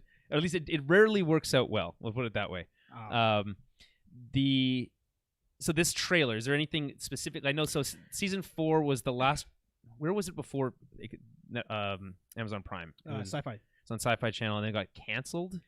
It was weird. So yes, it was canceled from Sci-Fi, but it was picked up by Amazon before being canceled by Sci-Fi. So like they had started running seasons 1 and 2 on Amazon Prime, right. And they're like super popular. Those were produced by Sci-Fi, and they're very popular online. Right. And then I believe it was canceled by Sci-Fi, and then Netflix was like, "Well, we'll do it." Like, yeah, we're already doing half of it. Like, yeah, that's or fair. not Netflix, Amazon. Yeah. It's a really cool show. It's about humankind, advancing and to the stars. And there's a colony on Mars. There's a colony on the moon. Colonies along the asteroid belt and on various moons of Jupiter, Saturn, and such. But it's just a very cool world to live in. It's hyper realistic in the sense that people have lived for generations on, in this case, the asteroid belt. They're called belters. They're called belters, but they have a different physiology. They can't survive on Earth because the gravity is so drastically different. Right? They're typically elongated because there's lower gravity out there. They grow and their bodies develop differently. Right. So as a form of torture, and this is in the first season, it's not really a spoiler at all because it's a throwaway scene, but as a form of torture for belters, the Earth government will like just bring them to Earth and just like hang them on pegs against the wall, and it's a form of torture for them because the gravity is so crushing that it's like pulling them down. It's insane in that sense, but yeah, really cool show. sounds like it. Zombies yeah. in space as well. Oh, there's zombies there's space zombies? Kind of. I don't want to spoil anything. But okay. Is it like Mass Effect style space zombies? Yeah, very similar to the Husks. Yeah. Okay. All right. In a way, yeah. Okay. All right. That's pretty cool. I mean, it's one of those things where it's like it reminds me of Battlestar Galactica, the remake, where it's like it did this whole run. Everyone was like, "It's so amazing! It's so amazing! It's so amazing!" And it's like, okay, yeah. And then I watched the whole thing. It's like, yeah, you know what? You're right. It was pretty amazing, yeah. except for the ending. I think we. Do you like the ending of Battlestar Galactica? It's not like the last season isn't that great, but it's not even the last season. It's like that last moment. The last 2 episodes are like, wow. It's like couldn't stick the land anyway. But this is not over yet. But it's like it's been around forever. Everyone's saying it's so great. It's so great. It's just like I haven't. I think there's a lot get riding on this season. So this season is in the books anyways is the one where the main characters, and this is again it's not a spoiler, but they kind of go their separate ways for a little bit. So you have all these different story threads that are in drastically different environments. So I'm curious to see how the season's going to work because that hasn't been the case thus far. And, right. and them being a cohesive whole has really worked. And at least the book version of this season, they separate, and it's maybe a bit harder to keep track. And that's another example of the universe or the world or universe, whatever you want to use, expanding in this sense, right? Okay, so that's exciting. I guess I should try to get into it. I tried. Yeah, I did try. Both of you will enjoy it once you get into it. The first couple episodes are very hard to get into. I into it. what a vague concept. Yeah. There's the other trailer. I think that this is interesting, which is the animated series Invincible, which is based on a Robert Kirkman graphic novel. He did The Walking Dead. Right. Invincible is an adult animated superhero that revolves a superhero show that revolves around a 17-year-old Mark Grayson, who's played by Steven Yeun, who's just like every other guy his age, except that his father's the most powerful superhero on the planet, Omni-Man, who played by J.K. Simmons. Nice. But as Mark develops powers of his own, he discovers that his father's legacy may not be as heroic as it seems. Pretty cool, like, synopsis. The cast is really interesting. So we already mentioned J.K. Simmons. And Steven Yeun. Who's from Walking Dead. Okay, it's cool. So Sandra Oh is also in it. Seth Rogen, which they put here Sausage Party, and This Is the End, which I thought was a very strange mix of things, but yeah, technically yes. Gillian Jacobs for Community. I don't know. I'm not familiar with Andrew Rannells from Black Monday and Girls. Zazie Beetz from Deadpool 2. Mark Hamill. Mm-hmm. Right, there you go. Walton Goggins. Jason Mantzoukas from Brooklyn Nine-Nine. Mae Whitman from Good Girls. Chris Demantopoulos from Silicon Valley. I don't think I said that right.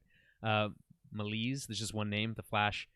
Kevin Michael Richardson from The Simpsons. Gray Griffin, Avengers Assemble. And Max Burkholder from Imaginary Order, among others. That's a crazy cast. That's a lot. Right? And that's coming out sometime in 2021. I love the visual style here. It's like this Western anime look that's I think getting a lot of traction. Looks like it's some saw I saw someone describe it as kind of like an animated version of The Boys by the Walking Dead guy. Kind of like that. Well, it's the concept of an adult superhero show, right? And like obviously with the idea of his father not being as heroic as he seems, they're probably going to be exploring those themes of somebody having absolute power being also evil. Right. Absolutely. Right. I don't know, but the mini speech that J.K. Simmons gives in that trailer is, I think, pretty compelling. So give that one a shot when that one comes out. And then the other one was The Blood of Zeus, which is coming to Netflix at the end of this month. And basically just God of War, kind of. And it looks like the Castlevania animated series. That's kind of like my short take on that. Yeah, more or less. Jeremy, have you seen that trailer? I have not. It's exactly what Julian said.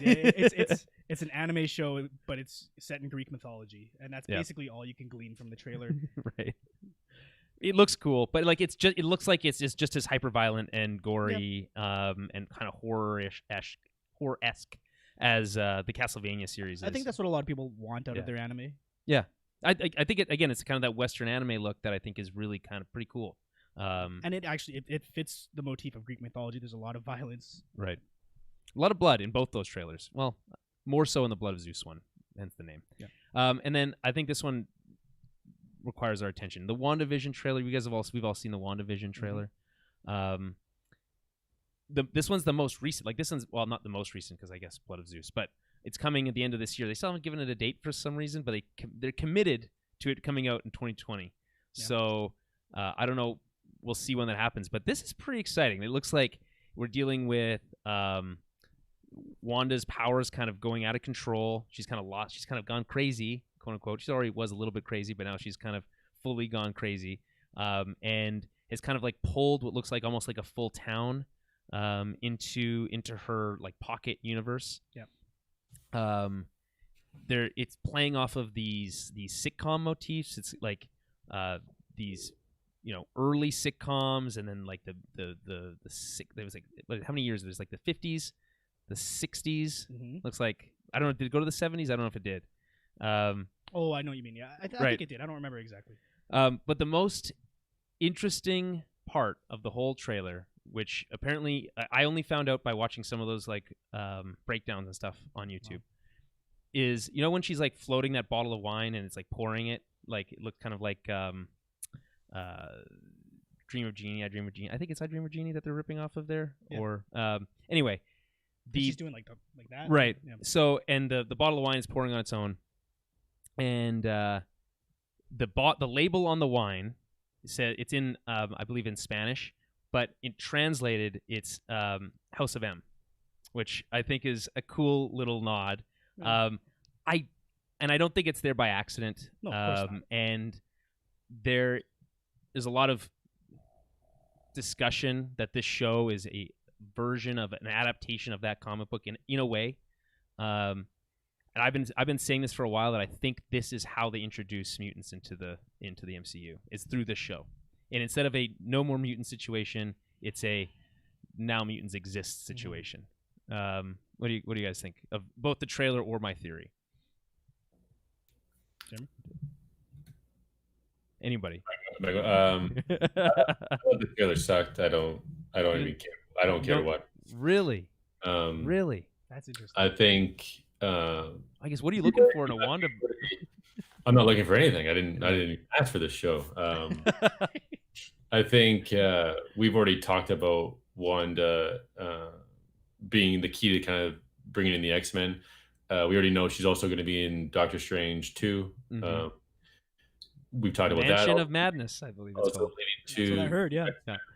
So I don't think this is anything new that you're saying. I guess you're predicting that in this TV series, that's going to come to fruition. I don't know about that even.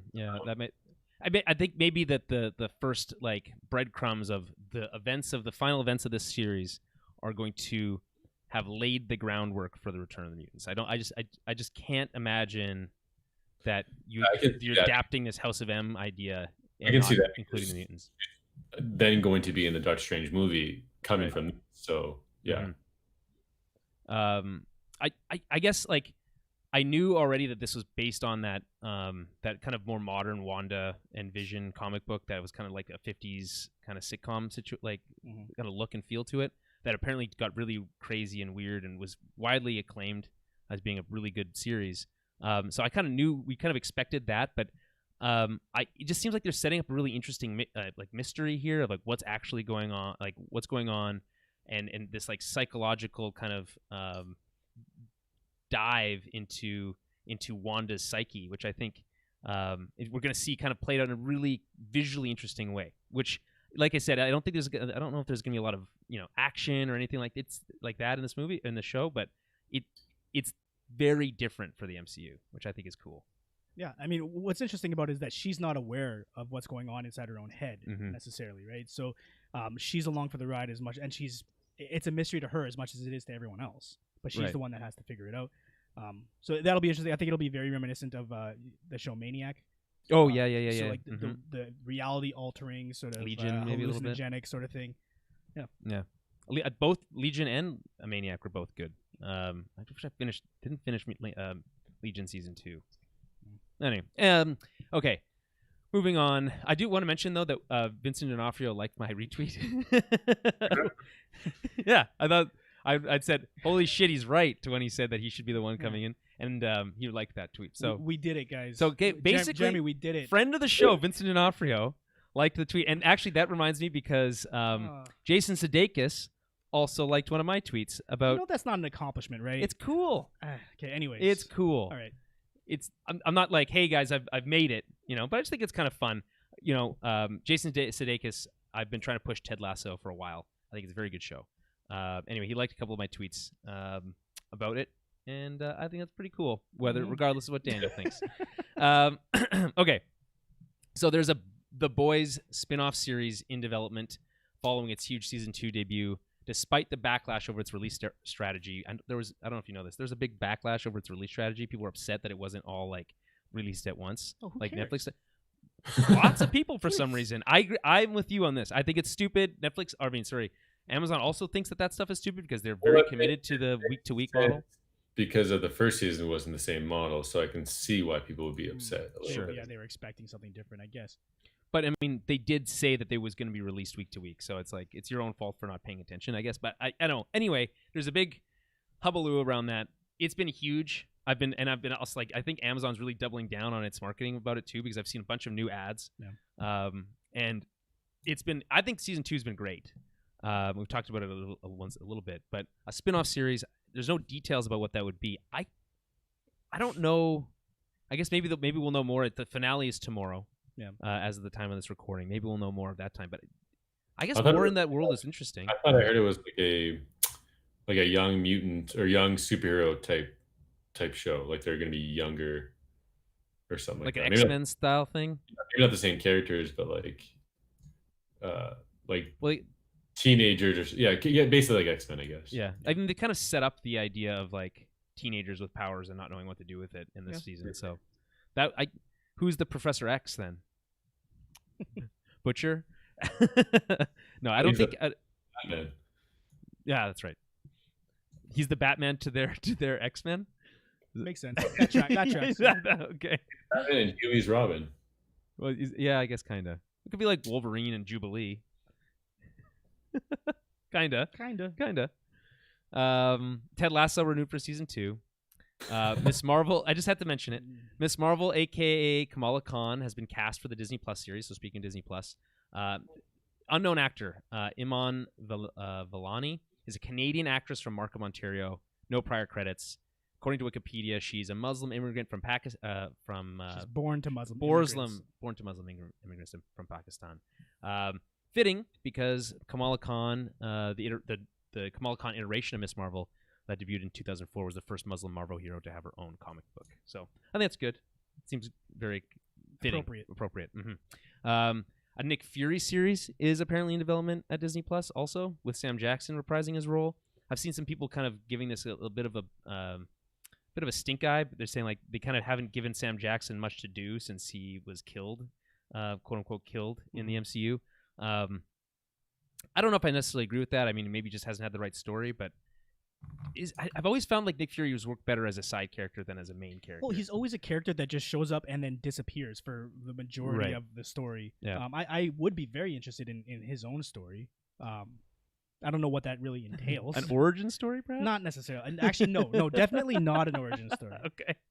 Even though his CG in Captain Marvel was pretty good, like the young Sam Jackson stuff, so you could maybe do that again. I can't think of any interesting like comic book runs or stuff like that you'd want to borrow from. But there are those out there, just because we're not familiar with them as much. That certainly exists. I think we can all agree that when we've enjoyed him most, it's been as a side character, basically. Jeremy, do you care about a Nick Fury series at all? Well, I need to know more about it. Right. Yeah, this whole multiverse stuff. What timeline is it? Is it gonna? Good point, I guess. Yeah. Dive into more of an important role over what's next. Like I feel like it wouldn't be just a sideline to a particular time frame. I feel like it's gonna have more relevancy in terms of what's going on with the MCU. So we'll see. Okay, so also, by the way, from Misunderstood Person, also on still on YouTube.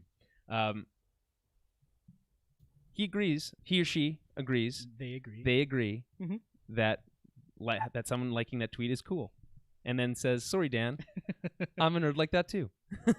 I usually wouldn't care, but depending on who it is and what the subject interests me. So the subject interest is, I think it's cool, but I appreciate the backing there. Misunderstood Person. You know what? You're not that misunderstood. I understand you. It's never a good sign. Moving on. Speaking of Disney Plus, the service has launched a feature called Group Watch in Canada and the United States. It was actually tested in Canada. It lets you watch with up to 7 people on different accounts the same show together at the same time. We'll come to Europe later this year. I haven't used any of these like group watch features on any of these things. It's certainly interesting in a COVID world to do it that way. Yeah, I mean, the term "the new normal" was thrown around left and right these days, but that's what this amounts to, right? Like you don't have the option to go and hang out at your friend's place anymore, so this is an alternative. It makes sense. I need to know more about it. But I can't imagine. Like, I don't ever want to watch. Like, one of the worst things in the world is when you go to a movie and someone's talking. Right. I cannot imagine watching a movie if there's like a chat bot, like if there's people. Right. Like, I don't think that's what it is. I think the idea is that this way, if it's paused for everybody, and that everyone's all watching at the same time. So if you're like texting each other stuff at the same time, no one's ahead of someone else, so you can't spoil it for somebody. Another pet peeve is texting during a movie, but anyways. But different when you're in your own house. Right? I don't know. And the second screen experience is definitely a thing, regardless if you want it to be. Second screen experience. You never heard that term before? That's actually an old term now. Second screen experience. It was a big thing during the early in the PS4, Xbox One years, where you would have like a second screen, so with your video games or television shows. There was like companion apps for TV shows so that you could stuff like that. It turns out it wasn't as popular, but it's kind of more become just like watch and tweet kind of experiences now. Yep. I don't need to get into the whole thing about it, but I think that's you think it's horrible. Dumb? You think it's horrible? Well, I think what it is it's multitasking, and no matter what, you're not spending 100% of your effort on one thing, so you're never gonna be fully paying attention to the movie, and it's not gonna have the same effect. You might as well watch it all the way through first, and then know what you're talking about, and then fucking talk about it. I would mostly agree. Depends on depends on what you're watching. If it's sports, I think there's something to be said about it. They're fun to kind of like tweet along or comment along with the zeitgeist. Look, I'm not. I'm not taking it away from anybody. It's just not how I like to enjoy these things. Fair enough. And I have railed against the idea of like background TV. I have definitely on this very podcast said, if it's on in the background, why what are you even like? It's not. You're not really watching it then. It's a little bit different than that. I think you're still a little bit more engaged than if it's on in the background, right? Like the show is still the main center of attraction there. Just there's like a little bit like of side entertainment. You're not as distracted, but you're still distracted. It's just a difference of degree. Yeah. Okay. And moving on, HBO. This is all HBO Max news. So the most important one being DC Universe is now officially dead. They released a note to subscribers of DC Universe. It's basically now just a comic book subscription. You get access to a bunch of I don't know if it's free, but you're paid for it. A bunch of comic books for the subscription, but it's like something like 6 months. Like you can get the most recent issues you can get are 6 months old, I think, maybe 12 months old. So that's that's like the big deal for that. But you can also, they offered a deal to DC Universe subscribers to subscribe to HBO Plus for like less than the price it would be to do for both. I guess that's good. I don't know. And then have confirmed that they're moving any shows that are going to be continuing will be moving to HBO Max. So Harley Quinn was rumored for season 3. The rumor is with a higher budget, so there'll be probably more episodes. I know, Dan, you don't care, but whatever. Harley Quinn's a great show. Definitely recommend watching that. The first 2 seasons are very, very good. Very smart writing. Doom Patrol is back for season 3. Can't comment on that. Jeremy, should we be excited for a season 3 of Doom Patrol? Was there a season 2? I think that's the perfect answer. I think that might be the perfect answer. Yeah, apparently. I think it's a cool, quirky show. It's got X-Men vibes, but not as serious. Right. Really cool actors are in there. Your dad's doppelganger is the Professor X of the group. Okay. Brendan Fraser is in it, that's which is really cool. The only thing that compelling me to watch the show, I haven't seen any of it, but the idea that Brendan Fraser is in this show is very interesting to me. He's pretty funny in it too. Fuck, that's good. You know what? The world needs more Brendan Fraser. I'd agree with that. Definitely. Maybe not more mummy movies, but just. Well, if we're gonna do more mummy movies, they better have Brendan Fraser in it. That's gotta be the rule. Not Tom Cruise. Yeah. Okay. It's a package deal. Okay. What about The Rock? That's only Scorpion King. Okay. There's that new meme or whatever with Brendan Fraser, because apparently they discovered like a bunch of mummy tombs or whatever, like 200 of them. And they're like, they opened up one, but they want to open up the rest of them, and like, right. There's a bunch of memes about saying like, you better call Brendan Fraser. That's really funny. Better be around. Get him on a hot air balloon or whatever it was. It was a hot air balloon, I believe, right? And then like that big sandstorm comes. No, it was a plane. We also laugh at it too, but like, there was a bunch of articles about him and how like bankable he was. Like he was making like tons of money with those franchises. Like he was pulling in money. Like he was a big movie star at one point. Yeah. Everyone wanted his sweet haircut. He had a very cool '90s haircut that I'm very jealous. It's like the Leon Kennedy haircut. Exactly. Yeah. So anyway, Doom Patrol is back for season 3, or is being renewed for season 3 on HBO Max. Ridley Scott's Raised by Wolves was renewed for season 2, and this one here's a twist. James Gunn is writing an 8-episode Suicide Squad spin-off series. It will follow Peacemaker and star John Cena, who will reprise his role from the upcoming film. Gunn will direct some of the episodes as well. It is a straight-to-series order. Did you see that one coming? Did anyone see that coming? No. Out of anybody to spin out of that movie, because there's quite a few people in that movie. That might be the coolest one to do. I honestly kind of think that he had like a presence, about him in that trailer that I thought was pretty cool. Or I guess it wasn't even a trailer, but like a behind-the-scenes footage thing, kind of. Well, I guess like he must have impressed James Gunn, or there's enough there that there's a story that he wants to tell, right? It's not just because John Cena is a WWE personality, right? Right. I think people, like, there was a time pre The Rock when wrestlers coming from wrestling into film were kind of looked down upon, right? Like, there was like a second-class citizen of an actor class. Yeah, I mean, I don't think it really happened too much, other than Andre the Giant, Hulk Hogan, I think, in some things, and like anyway, but like The Rock kind of like changed that, and even he was given a bit of like he went by The Rock for stuff for a long time, and he made a lot of like cheesy, like the rundown, just like straight up action movies. Where's that one where Walking Tall?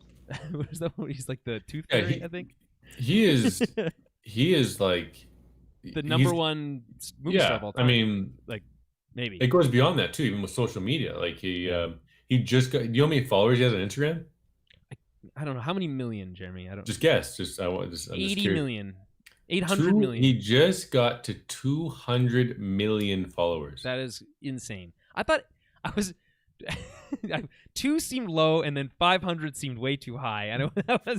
I wasn't sure. Like Kim Kardashian is like 140. Like what I mean, like people like that. Like, he's at 200 million. If there's anyone who deserves 200 million followers, I think it should be The Rock. He just seems like such a nice guy, doesn't he? Doesn't he seem like a nice guy? Sure. Maybe he might not be, but he certainly comes off like that, which I think is part of it. He did lose a bunch of followers when he decided to back Joe Biden in the election. He like officially gave him whatever that endorsement, and then there was a bunch of stuff there, but like probably not even enough to be like for people to even notice. But so there's that. But there's what I was getting at was this modern today. There's a lot of people coming from wrestling. The Mandalorian season 2 has a female wrestler we don't know how big of a role, but in a role in the second season. And obviously John Cena's spun off into the movies. Dave Bautista is another great example who is, and he's getting into some serious roles now. Great. Yep. And I think a part of it is it's like wrestling is just acting anyway. So it's like it's just mostly physical acting. Yeah. So it doesn't seem like that far of a reach. It's over dramatic, deliberately so, because you're in an arena full of people. It's also acting where there's cameras everywhere, so you're not acting to one audience, you're acting to all audiences. Like I think there's definitely a lot of overlap and related skills, but it's a different animal. Anyway, so I just think that's I think the good part here is that James Gunn is writing it, and that it'll probably be pretty funny and probably pretty fun. And then because we live in a world of only streaming services, CBS All Access, which we've been making fun of nonstop since it came out, because no one deservedly so. No one subscribes to it. I'm a Star Trek fan. First of all, it doesn't matter. We can't subscribe to it here. We can get Star Trek. All the stuff that goes to CBS All Access is either on Crave or sometimes Netflix. Depends on what it is. There's different ways to get it. We don't have to worry about that as much here, which is nice. But it's being rebranded to Paramount Plus. Paramount Plus, because they could not come up with a better name. A gooder name either. Name? Yeah. A very good name is what I was trying to say, and then also better at the same time. Anyway, they're gonna focus more on new original series and movies, and also include more of the Paramount catalog in there. But again, I still feel like it's gonna be an upward battle for Paramount Plus. I don't know. Like with any of the others, it depends on the subject material. Like what do they actually have to offer? I'll tell you. A scripted drama about the making of The Godfather coming to the service, and it'll be called The Offer. a scripted drama about the making of The Godfather, similar to what we just saw from David Fincher, I guess, about the making of Citizen Kane. I think is that like Oscar Isaac as yes Coppola? Mm-hmm. For Coppola? Mm-hmm. Oh, yeah, Mm-hmm. cool. I mean, whatever. But I feel like that's a very cool idea. Is it enough to get you to subscribe? Just like we're talking about, not on its own, no. Right? Like we're talking about the Mandalorians, like those, like that's key, the cornerstone material. We've got the Justice League from HBO Max and all that kind of stuff. Key cornerstone material, right? Stranger Things and the like on Netflix. We all like The Godfather. That's not gonna get me. Star Trek is still there. Lower Decks is very funny. Very good. The season finale will be also tomorrow, and then it goes into Discovery season 3 following week. If you are all a Star Trek fan, we're kind of living in like a peak Star Trek world right now. I'll just give a quick nod to a new podcast I've been listening to called the Delta Flyers, which has Harry Kim and Ensign Paris from Voyager, as obviously not as the characters, but the actors. Rewatching episodes of Voyager. So I've been rewatching episodes of Voyager. It's been fun with listening to them talk about it. So check that out. And then Supergirl will end its run on the CW with season 6. That's not that big. That's not that surprising. Rambo is coming to Mortal Kombat 11. Among other DLC characters. Is there others? I just thought it was Rambo. No, it's a 3-pack. There's Melina and Rain were also in that trailer. Cool. It is cool. It's huge news. No, I know. People have been calling for Melina, I think, people for a long have been wanting time. Melina for a while. They killed her off in MKX, but right. It's Mortal Kombat. Everybody dies. Everybody can come back. The cool part about this, Daniel, the cool part about this is one of the cool parts. Sylvester Stallone. No, it's the cool part. Is Sylvester Stallone, Sly himself, is voicing Rambo. But it's a young Rambo, and it's a very old Sylvester Stallone voice, so it doesn't really fit. But it's kind of fun. And even the trailer really only had him had say 2 lines and then yell. So yeah, it's not like he's gonna do a ton of talking in the game either. It's not. Well, there's no story expansion here. They got all the intros for all the different characters, right? So that's fun. Like him versus RoboCop, that'll be cool. Sure. Terminator. Yeah, I've never been a big fan of the guest characters, but I know a lot of other people are. And typically every time they do a combat pack, there's one guest character and then a few Mortal Kombat characters. I'm of the mind that there's so many Mortal Kombat characters that are interesting right. that I'd like to see in this. I don't like when they bring in all these horror movie characters and whatnot, but I can't. You know what I'm looking forward to? When Sabrina becomes a listen, it doesn't matter. Buffy. Let's get Buffy in there. She'd be a fun one. That would be fun. Yeah, that'd be a ton of fun. Let's get Buffy in there. Then if you're gonna do Buffy, you have to do Natara as well because she's a vampire in Mortal Kombat. Okay, or hear me out. Or hear me out. Angel, or Spike. No. See, or you do Spike. You do all 3 of them. Angel, Spike, and Buffy. Now you're talking. Now you know what? If you want to get me to play Mortal Kombat, you listening to me, Warner Brothers? You listening to me, NetherRealm Studios? Yeah. I'm looking at you right now.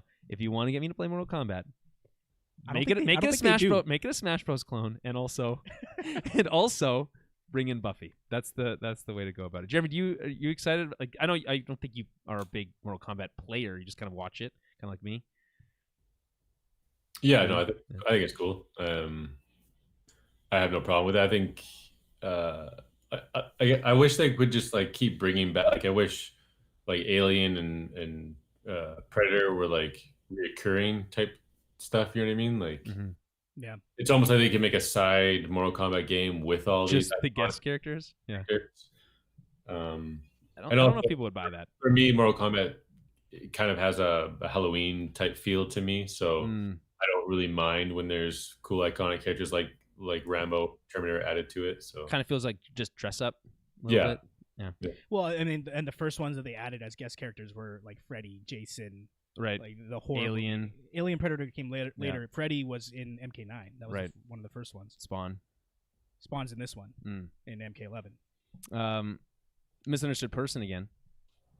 Also excited about Melina. A lot of people were all about Melina for a long time, long overlooked. So was that Baraka that she just killed, or no? That's just a random Tarkatan. And we can know that because it's not Baraka. It doesn't look like Baraka. There's a reason he asked that. Oh, you guys are being racist right now. They're the same race. They're both Tarkatans, but it's a vastly different. But Tarkatans are the same though. They absolutely they look similar. They have sharp teeth and big claws that come out of their forearms. There's no other like, and they don't grow hair, and they got features. like spikes all over them. I don't know. I think this one looked smaller than Baraka to me. Oh, okay.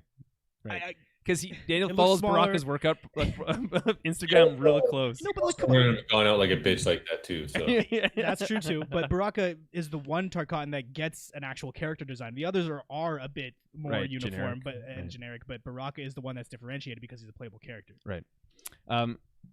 Misunderstood Person suggests Brienne of Tarth as a guest I've character. honestly never thought of a Game of Thrones crossover, and I can't imagine that'll ever happen. But I think it'd be cool. Yeah. Absolutely. I think, and that if you're gonna pick a character, I think it's like her and the Hound. The Hound would be sweet. Yeah. Like with the helmet. And Yeah, everything. absolutely. Jamie Yeah. Lannister. Like there's you could go down that rabbit hole for Just quite a while. let's just do a Game of Thrones fighting game. Again, it's not really what Game of Thrones is about. Yeah, but it would be cool. It's not really what Star Wars is about too. But there was a Star Wars fighting game too. Yeah. Well, there's what was it called? The Masters of Terrascasi, I think. Yeah. And Yoda was a playable character in Soul Calibur. That's right. So was Darth Vader. Yep. Yeah. There's a long story tradition of guest characters in fighting games. And speaking of guest characters in fighting games, Steve from Minecraft. That's it. No, I couldn't find. It just saying Steve, like I'm supposed to. Steve from Minecraft came to Smash Bros. I know we're off on a little bit of a tangent here, but that is exciting. I think it's one of the biggest video game franchises of all time. It's a very distinct look. I think it makes sense, and it kind of, by the way, fits more into when they said that we're going to do more like expansion characters. This was kind of what I was thinking it would be more of than the more Fire Emblem characters, for instance. Yep, it's quite enough of those, right? Jeremy, I haven't played Smash in ages. I've been playing a little bit. It's hard. It's hard to put down and come back and just like you got to get warmed up for a little while. Like, got to get back into it. We'll see. Jeremy, what do you think of Steve? Well, it's more than just Steve, right? There's a bunch of skins for the Minecraft character. But if you watch the video with Sakurai, which is a must, I mean, they put a lot of effort into these rollout announcement videos, and he explains he explains the process and whatnot. And with this one, they basically he explains that they had to kind of repurpose, kind of redo every level in order to be able to build in it, right? Because the character has to do a bunch of building, and which is crazy. Like you would think that a Minecraft character would be more easy to implement just because it's such a simple blocky character. But yeah, he goes on to explain how it was actually quite a big endeavor to achieve it. So he's the best. I mean, he's been making Smash Bros for like decades. Like he's a genius. He's actually a genius. Like, we know that the game isn't perfectly balanced. I don't know if it ever could be. Well, they're constantly balancing it too, right? There's so many patches, always buffs and whatnot. And that's they do have a very strange like mentality towards like balance adjustments, which is never to nerf a character, but to buff others around it, which I think is a kind of like I think it's a bad idea because it becomes like everything. If everything's always moving up, it kind of gets a little too much. Yeah. Anyway, that's a whole other thing. It's cool. It's like an arms race. Yeah, which have notoriously always ended well. Well, it's cool in a video game. What Smash does well, I don't like you said, it's not a perfectly balanced game, and it likely couldn't be perfectly balanced. And I don't think it endeavors to be perfectly balanced. But what it does is when you're playing as any character, you really embody that character. So in this case, you're playing as a Minecraft character, and they've redesigned the level so that you're actually building from the level. That's what I'm understanding out of this, right? So like, they really make it so that you feel like you are playing that character, not just Smash Bros. Fighting game with a skin of that character. You know what I mean? So interesting. Well, and then they've done the same thing with some of the other fighting game characters they brought in from like Street Fighter and whatnot. Where you can actually play in the traditional Street Fighter controls. I don't know if anyone's actually doing that because I imagine that's a little too slow for Smash. I don't know. I'm sure that kind of stuff is huge in Japan. Street Fighter is huge in Japan, much larger than it is in this side of the. Well, and I think the same thing with was it the Tekken character? Was it Tekken that they brought? No, not Tekken. Virtua Fighter. Oh right. Yeah. What the heck is his name? He's a trophy. No, there's a Streets of Rage character. What you're thinking of, right? No, the guy with the hat. Oh, Terry. Yeah. Yeah, he's a virtual fighter. Yeah, character. he's Streets of Rage? not. Oh. No. It's not. It's neither of those. Okay. All right. Anyway, mine's closer, Fury. right? Something with Fury. Streets of Fury. I don't know. Anyway, Fatal Fury. Yeah, that sounds right. So how many slots are left, Jeremy? How many guest slots? I think 4 more or 5. 4 more. I believe. That's so crazy. That's so many. You have to imagine like the last 3 are going to be huge. Like Steve, I think is big.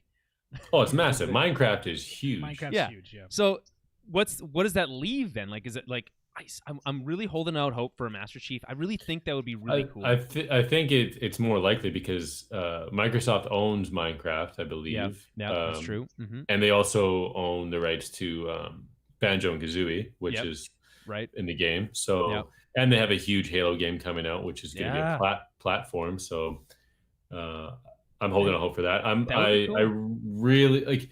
And also, like, Smash Bros. Started as a Nintendo celebration, right? Now it's just video games in general. Yeah. So I'm still hoping for a Resident Evil character. I think that's you can laugh, but it's just that's a massive video game franchise. So Mega Man. That's not going away. Yeah. Yeah, it makes sense. I mean, a character like Chris or Wesker makes as much sense as Master Chief. Yeah, or Solid Snake. Or Snake, yeah. Throw Kratos in there. Honestly, it just seems Sony's the least likely to play ball. And that one's like a bit too violent. Well, you can make the same argument for Snake. Like it's pretty mature. It is, but Metal Gear has that humor that I really guess fits, right? Like when he does his taunt with the box, right? Yeah. If you're standing behind him and the box hits you, it does like 1% damage. Right. Like there's just cool little things like that. You can use it to edgeguard too, the box. Yeah. Really? Yeah. That's annoying. I don't like that. People can be pretty good at Snake. There's some pretty good Snakes out there, but they kind of have to be a little spammy. They're just zoners. Anyway, I think, we've said this before. Master Chief would be cool. Kratos would be cool. Leon would be cool. I guess I always said Rayman would be cool or Bomberman because they just felt like very fit, but they're already been used as assist trophies. Waluigi should be a fucking character. Is Rayman an assist trophy? Yes. No. No. Bomberman is Rayman hasn't been. Rayman appears as a spirit. Maybe, yeah. As a spirit. Oh yeah. Well, there's tons of spirits. There's even Resident Evil spirits. Yeah. I think Rayman would make sense. It's a pretty iconic character. Master Chief. There really isn't anyone else from Microsoft that you could use. It has to be Master Chief, right? I guess. It could be what's his name from Gears of War, Marcus Phoenix. I guess. Is that one too violent? Not as too mature. Not as iconic. Yeah, I'd agree. You get the music too potentially. Oh, you're right. Yeah, well, for sure on a Master Chief level, you'll. It would definitely be like Blood Gulch. It gotta be Blood Gulch with the halo. Well, it'd be like that Xenoblade one, right, where it's like super far into the distance with that big monster. The spinning. So you'd see like the halo in the distance, right, going up or whatever. Right. Yeah. I'm thinking, what level am I thinking of with the spinning wheel in the middle of it? That's from Halo 2. There's that huge that huge creature that comes in, right, in the Xenoblade one. You guys are talking about two different things. Yeah, so you're in the Xenoblade one. There's a dragon that appears at one point, and then there's like a big dude like in the background that just stays still. I think, right? Well, the background's like huge. It looks like there's like a mountain and stuff in the background. But you're right. Like you would do an actual Halo level would look like you were on a Halo, which would be pretty cool. Yeah. And then I think I don't remember. I think I don't know what it would be. I can't remember the name of it, but.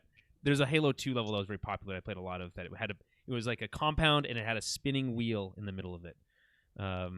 That's all I can remember. I was really hoping that misunderstood person would know.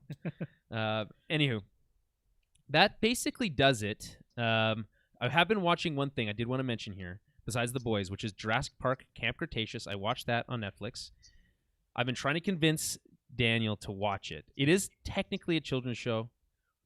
But people do get. I'm technically an adult. But people do get eaten in the show. It's set. It's interesting. It's set concurrently with the events of Jurassic World, and it's.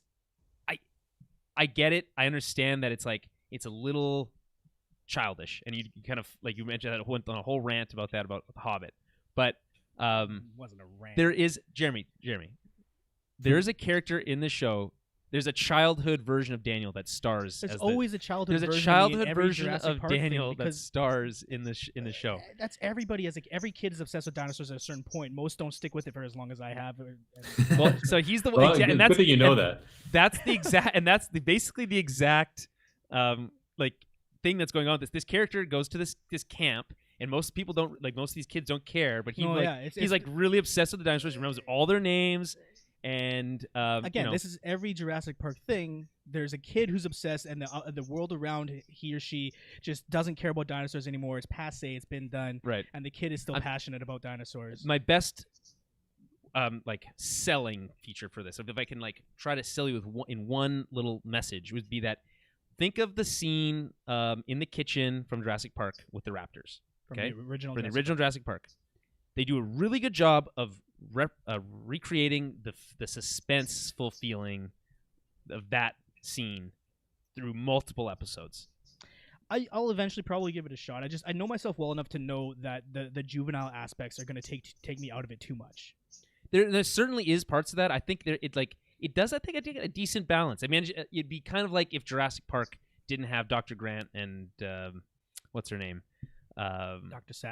Sadler, and like the older characters, it was just the kids. That's kind of like what this show is. It's like it's still the same world. They're still dealing with the dinosaurs. It's DreamWorks animation, so the dinosaurs look really good. What kind of dinosaurs? This is important. Okay. Well, the great question, Daniel. The Carnosaur is in it. The Carnotaur. Carnotaur is what I said. That's what I said. That's what I said. I like Carnosaur better. Can we call it that? You want to know why it's called a Carnotaur? I don't. Carnotaurus? I don't want to know. Actually, I'm trying to finish. Carne meat, and then Toro bull because it has the horn. Oh, they call horns like this. They call him Toro. They call Toro him. That's the root of the name. It's meat eating bull essentially. Carnotaurus. Okay. So anyway, he is a recurring character in that. The Raptors are in it. Blue is in it. Yeah. Specifically. Has a small role. Obviously, off doing other stuff for most of it. I'm always interested to see like how obscure they get with the species of dinosaurs that they included these things. Like if it's just raptors and a T-Rex and a couple Triceratops. Triceratops is in there. Yeah. This cool thing. Glad you used the right name. Imagine if they did this really cool thing where it's like a kids camp in Jurassic World. They do this thing where they do a zip line while the apatosaurs are walking like down to like get water or whatever, and they like zip line over them and like through. It's like. Imagine that in real life. Like I was watching this high, so I was kind of like putting myself in a position where like I could imagine it in the real world. I was like, man, that'd be dope. Absolutely crazy. But it does really. The one thing that like makes you think is like, man, the people who made like it's like imagine if this was a real world thing. This is extremely dangerous. Like not only is it just like a little bit dangerous, it's like unbelievably dangerous. Like to have these kids, like they sneak away at one point at the night and they like find their way to like the raptor cage, so that there's like that whole part happens, but like without revealing stuff. But like they get themselves into trouble, obviously, right? Because the park is literally falling apart at the like while the series is going on.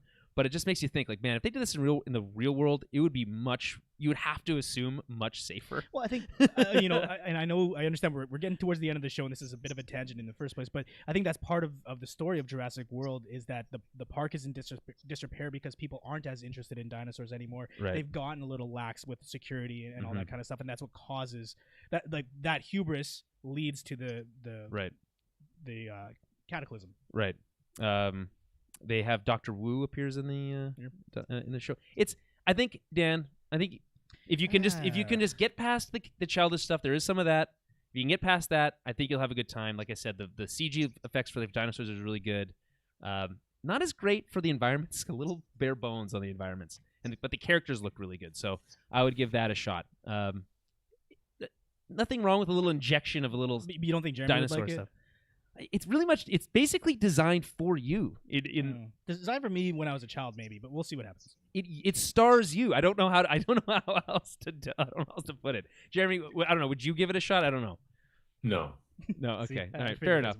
I also like the name Camp Cretaceous. Is a cool kind of buzzword. Yeah. Could be everybody loves alliteration. Could be a craft beer name. Okay. Anything else? You watched that David Attenborough? Yeah, we have it on in the background. Actually, that's different. The David Attenborough thing. That one ended.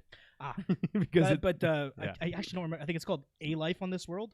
My Life in This World. No, it's A Life. Okay. It's a David Attenborough doc, but it's about him. Like, it's more personalized, and it's about how he's basically been doing this his whole life. He's been a naturalist his entire life, and he's seen sort of the planet and nature sort of deteriorating and effectively dying within his lifetime. So I think it's a really cool documentary. It's a little depressing. Is it a call to action?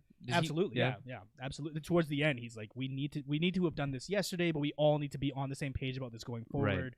Right. It's a great message, but yeah, there's some depressing moments. We were talking about this a little bit before the show. I've always felt like I've always enjoyed David Attenborough and his wealth of knowledge, and his like just royal voice that he brings to this to the stage. But I've always felt like he's wanted to be more of like call to action. We need to do something about this, but has never really voiced it. It's kind of always very subtle in those other movies, you know. I suppose this is definitely less subtle. I know that. I mean, I would say that there have been calls to action previous to this. Like he's certainly, said things along the same lines as we need to take care of this planet. You know, like none of this is like, you know, the ice caps melting. That's not new information. Right. No. You know, and that's been featured in other documentaries that he's been a part of. So I'm sure that message is there, but this is really hammering it home. Like he's just explicitly looking you in the eyes, looking directly into the camera and saying, enough is enough. We're already past due on this stuff. Right. We got to just focus. The other, like in the previous movies, it always felt like, hey, let's explore the reefs. Cool. Great. Yeah. Look how beautiful this is. By the way, look at how they're falling apart. That's probably one of the most depressing parts of the movies when there's a whole sequence about how reefs die, and they literally like they lose their color and all the life around them. It's the worst. And there's a moment. Actually, no, I'm not going to spoil anything. I know it's a documentary, so there shouldn't be any spoilers. Spoilers for real life. But there's a moment towards the end that's extra depressing that I would consider a spoiler, but I also think it's worth watching. Is it something to do with him as a yeah it is. Yeah, okay. There's like a very poignant moment where he's talking to the camera, and then you can tell that he has an emotional moment. I don't think I have it in me. And it's rough. Yeah. I don't know if I got it in me. You know, another one that I think has been a little bit, again, these more recent ones have been that way. The Planet Earth stuff, less so. Felt like it's been very agnostic in its approach to that stuff. If I'm using that word correctly, I think I am. Okay. Anyway, but the new Netflix ones, I think can't remember what they're called. Like My Planet, I think they're called. Maybe. Have been a little bit more in your face about the and I think climate change stuff. Maybe they should have been that way. I think we all should have. This should have been top of mind for everybody a long time ago. The fact that it's a debate is crazy to me. It's might be one of the stupidest, the greatest lies or bluffs that's been pulled over the people's eyes is the effects of climate change, or that it's human caused. Wait a minute. What do you say? Well, I'm just saying that like big business industry have spent a lot of money and effort in their life to try to convince you that it's not a big deal. Okay, yeah, okay. So we do not, agree. Okay. Yeah, that it's the way you phrased it made it sound like no. I'm sorry if that's how that came off. No, that it's not a big deal, but it is a big deal, and it's like though I think one of the other things that they've done a really good job of doing, and I'm not trying to like to say it's not important for you as a single individual to make a difference, but it's not as important as you. There's a lot of this messaging around you need to recycle, you need to do this, you need to do that, change your life, right? When it's really big business needs to change.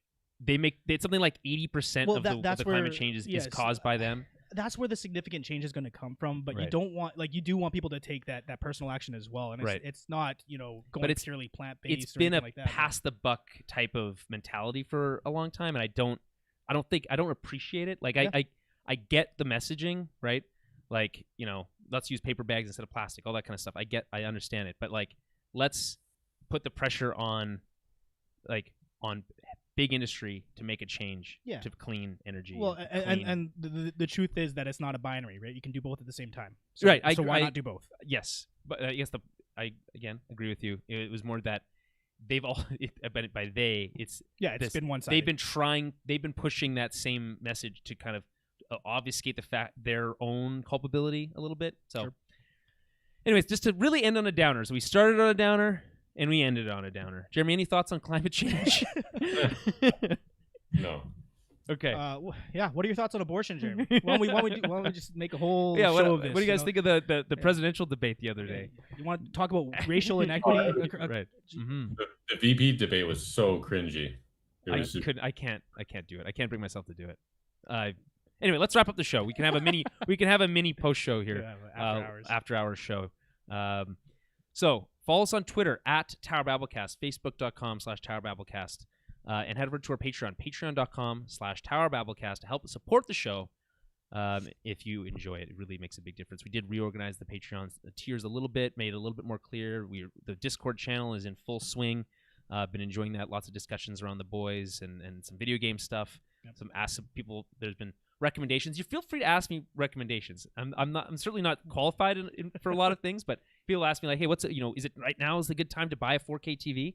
I say yes. Yes, it is a good time to buy a 4K TV. Right now is a great time for it because prices are low, and you can get a very high quality television set that'll last you about 10 or so years if they last you that long, and you are future-proofed in many ways. 8K, not as a big deal. See, this is the kind of stuff you get access to on the Discord channel. Again, that's at the Patreon, patreon.com/Tower. Not a sponsor, by the way. No, that wasn't a sponsor. That was just television. Television sponsored by Big 4K. Yeah, that's right.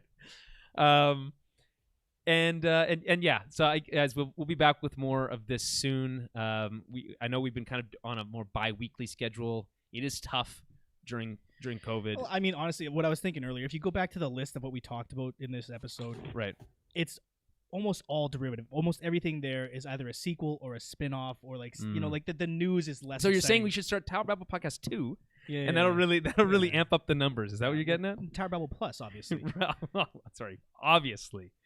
It was before Disney Plus when we started the Patreon thing, and I called it TOB Fan Plus. I think was what it was called at the time. I'm not saying they stole our idea. Well, there's PlayStation Plus. Oh, right, God, yeah, right. Yeah. Damn it. Okay, I stole the Game idea. Plus was a thing a while ago. Okay, fair enough. All right. Anyway, we'll be back with more soon. Stay tuned for our movie club at the end of this month around Halloween, and we'll talk to you soon. See ya. And stay tuned for a little bit of after hours if you guys want to. I'm gonna be angry if we do that. But like angry in a good way, or maybe. There's no way to know. like a really cathartic anger. It's hard. I don't know. It's. So Jeremy, you watched the what's it called? The VP debate. I couldn't. I just saw the fly thing. I thought that was pretty. Some of the end of it, but I was pulling my hair out because the moderator was just terrible. Like when they went past their time, they would each keep talking, and the moderator would be like, "Thank you, Mr. Vice President." And like they would keep talking. She said, "Thank you, Mr. Vice President," probably 10 times in a row, like while he was still speaking, like trying to cut him off. It was just, oh man, it was just, like I said, I wanted to pull my hair out. Yeah. It seems like a simple solution. You just turn their mic off when they're done with time. No, you don't. No. So here's the problem, right? And this is what's because it would apply to both sides equally. It would, but the same exact thing happened in the presidential debate. Trump was interrupting left, right, and center, which was a tactic, and there was talk right away about cutting their mics in the next debate. And obviously Trump's that it's going to become another excuse for him to say that the election was unfair, that he was treated unfairly because he was censored in that sense. Why wouldn't it? But if you have a certain amount of time to speak, you get your time. We all give it to the other person. I get like that argument doesn't really hold water. I agree with you. I like a reasonable, responsible, mature person would be able to adhere to those rules. That's obviously not the person that any of us are dealing with here. Right. And they'll spin it like everything else that's leading up to this campaign, COVID included, as an excuse for why it was unfair to him and why he deserves another term. Sure, but I don't think that there's like what I'm saying is like he's kind of already kind of preaching to his own choir. You know what I mean? So it's like if it's like, oh look, it's unfair, like he's not converting anybody. in that argument. You know what I'm saying? Well, I'm pretty sure, and I'm no expert in this, obviously, but it feels like there are no people left on the fence. That people have already kind of made the decisions. This is one of the most divisive campaigns in my life. Mm-hmm. Like, and politics always kind of feels that way, but this has got much dirtier than any other. Well, it just seems it just seems blatantly silly at certain points. It's like, this seems like you couldn't have even written it. Like, remember when House of Cards was first came out, and it's like, man, what a crazy world this House of Cards is. Can you believe how corrupt this whole situation? Oh, and then it's like, oh man, like, you couldn't write it. It's so silly is such a good word, because it's like so ridiculous. Like, some of the things that happen are just like childish in their nature. It's a race to the bottom is what it's become, and it's harrowing to watch. Harrowing is, I guess, I don't know if that's the. I feel that way. I feel like every morning when I look at my news app, I'm like, hoof. Doom scrolling, they call it. Yeah, okay, I didn't know there was a term for it, but yeah, I know the feeling. It's depressing. Every time you open your phone, some new, like, ridiculously offensive and juvenile and inconsiderate thing is being done in the world. That's so preventable. By the application of just logic, not even completely, not politically affiliated whatsoever. Like, this is just about human decency, like that it should have ended with the grab her by the pussy thing. Like, it should have ended there. That should have completely disqualified him right then and there. And it was allowed to happen, and this is how. Remember when that guy got disqualified for going pia? Remember that guy? Remember that, the pia guy?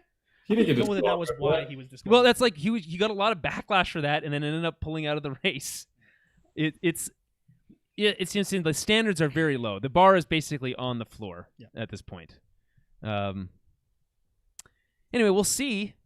Honestly, the only silver lining throughout this whole thing has been Kamala Harris being appointed as the nominee for vice president. That's the only piece of good news throughout this whole cycle. And she's the most I wouldn't controversial. She's the one that's easiest. I don't know, easiest that people are like really trying to pick apart, and I don't know why. They always were going to do that with the first the first woman of color, or just the first woman, right? Like, they were always going to, and they were also always going to do that, regardless of who it was, was. The opponent was, right? So that's again an ugly part of it, but that's part of the system. Yeah. That's why it's so ugly. That's why I have little interest in it. It's gross. All of it feels gross. Yeah, there's a lot of grossness on it. I think was the internet a bad idea? Not at all. Not at all.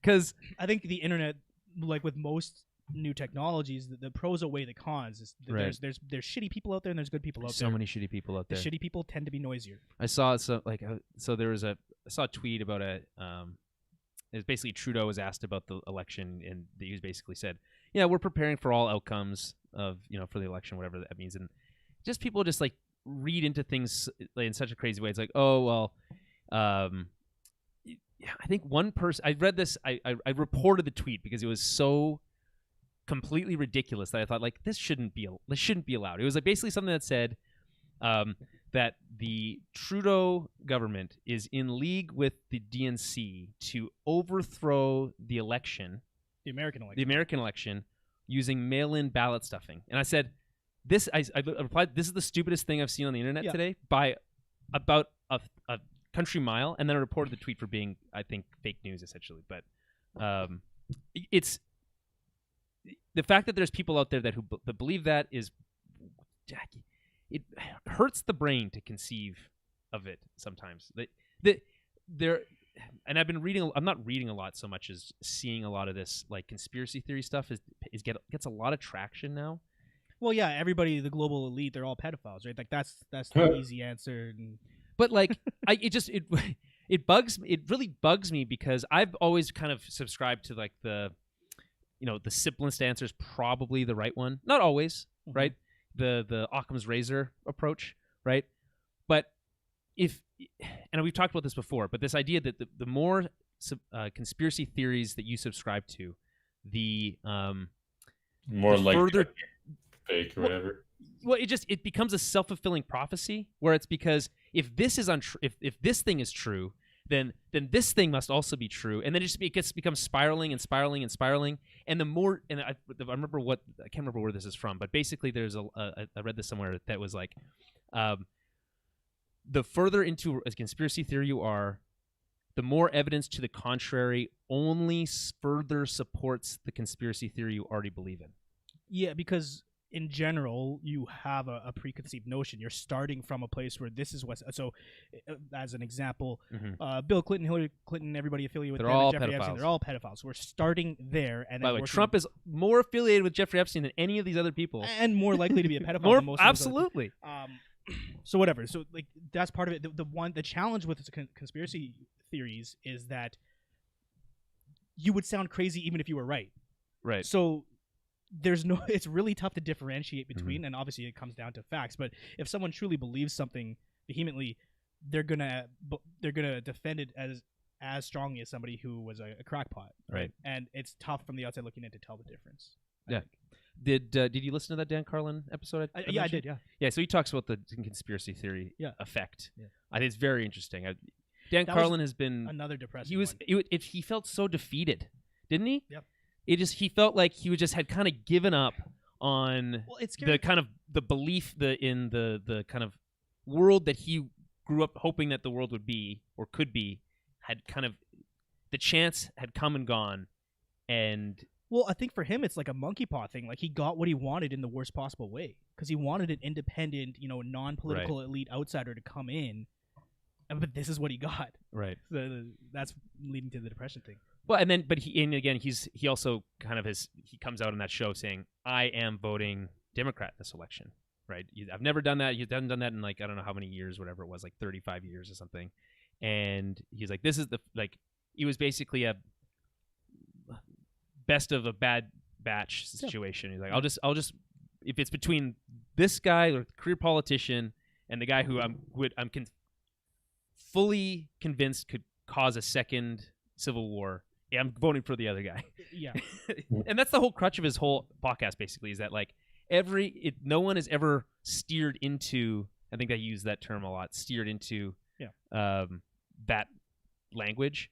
But then for some reason, this modern version of the Democratic or the Republican Party seems to. It's not even the Republican Party, because a lot of them are turning against him now, but it's what's worked for Trump is causing division, like just being loud and obnoxious and causing people to fight and talking over people, interrupting people. That's always been his thing. But I think that's limited to him. I don't think that's the Republican Party. I don't know, man. You see some like it happened with Pence, like Jeremy said. So right, and then what's his name? The Senate McConnell. He like, sure. And then I saw a tweet yesterday from some Republican. I think it was either senator or congressman, basically saying it's not about democracy. Yeah, it's about freedom and I don't remember the guy's name. But yeah, that was a big thing. It's about freedom and what the hell is the other word? Liberty. He's technically right. Yes, but that's not what he actually means, right? It's the kind of thing that if any Democrat were to say that, they would be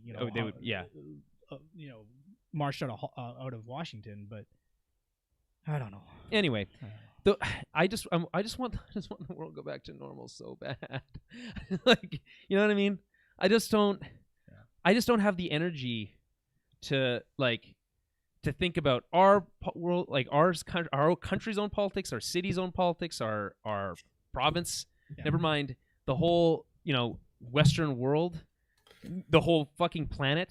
How dependent do you think we are on what happens with the states, though? Like, hugely. We're on this. We're trapped on the same fucking continent as them. Not only that,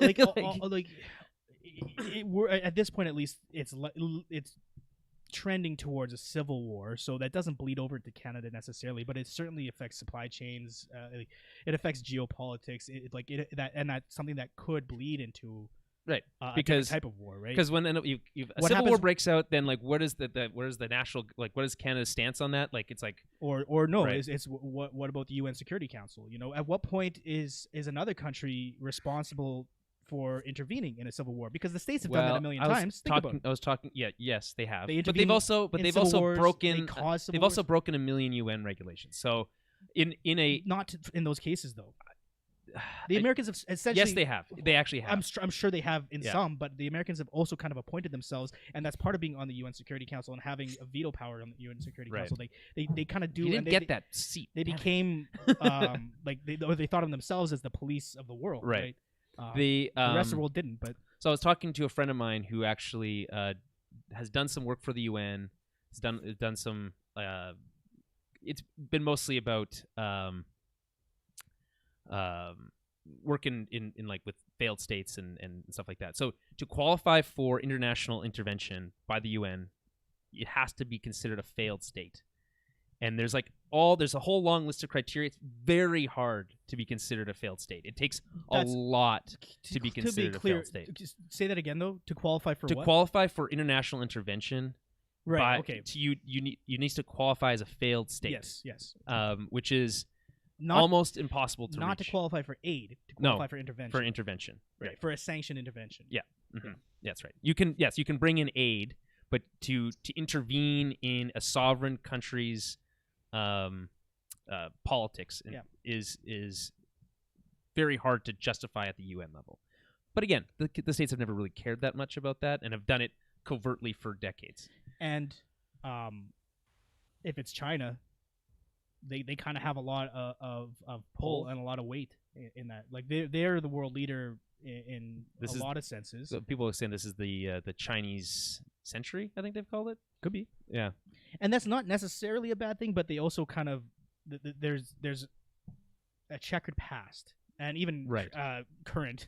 Well, yes, track sheet. Which you can look. Well, you can actually look directly at Mulan, which I didn't bring up on the show. But so the stuff around Mulan was they filmed it. That a lot of that stuff was filmed on location. Sure. Essentially, where the whole Uyghur situation is going on, the massacre. So they chose to sweep that under the rug, but that was revealed prior to the film's release.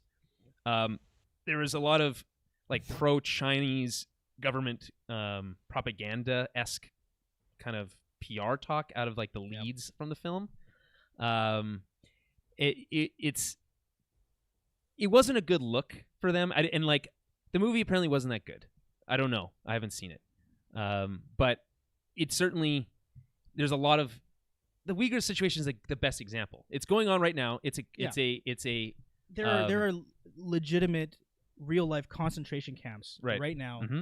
By the way, also in the States, right? In the southern states with the border crossing stuff. Mm-hmm. But probably worse so and more severe. Comparable to when we think of a concentration camp. Column A, column B, but it's happening right now in China. So you got to think if you're putting a historical perspective on this, what this is essentially, imagine being in the States in 1943-44. Right. The Americans hadn't yet gotten into World War II. Mm-hmm. Concentration camps were a thing in Germany, and there were stories. Nobody really knew how bad it was. Because the internet didn't exist. Sure. Right? So no one really knew. Less access to information, right? But there still was information out there that was being ignored. Mm-hmm. And we're in a similar situation now because China actually hides a lot of that. Right. They don't exactly. release a lot That's a good point because there's the Great Firewall of China. They are very good at keeping things under wraps. We don't really know even what happened with coronavirus. We don't really know the true story behind what happened. That there. one, I mean, we don't. Well, we don't. It's a global pandemic. There's a global. It is now. We can't unmake it. Right.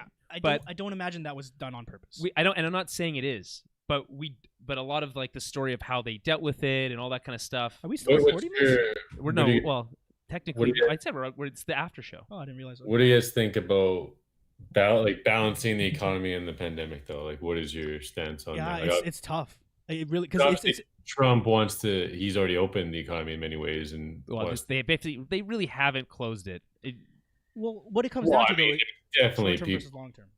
So major effects to people's jobs and businesses and shit that's going to be long lasting. You're right. I think Canada's done a better job at maintaining its economy because of things like CERB and CEWS, right? Which are going to cost future generations for we're going to be the paying rest of our lives. most of our lives, in the form of taxes, though. Yeah. Also in terms of poverty, right? Because I've seen some shit that basically the poverty would be abolished in 20 to 30 years or something like that, but now it's potentially pushed way further. Well, there's a bunch of different studies on how that works, and that's multifaceted, and there's so many variables that feed into that. But I don't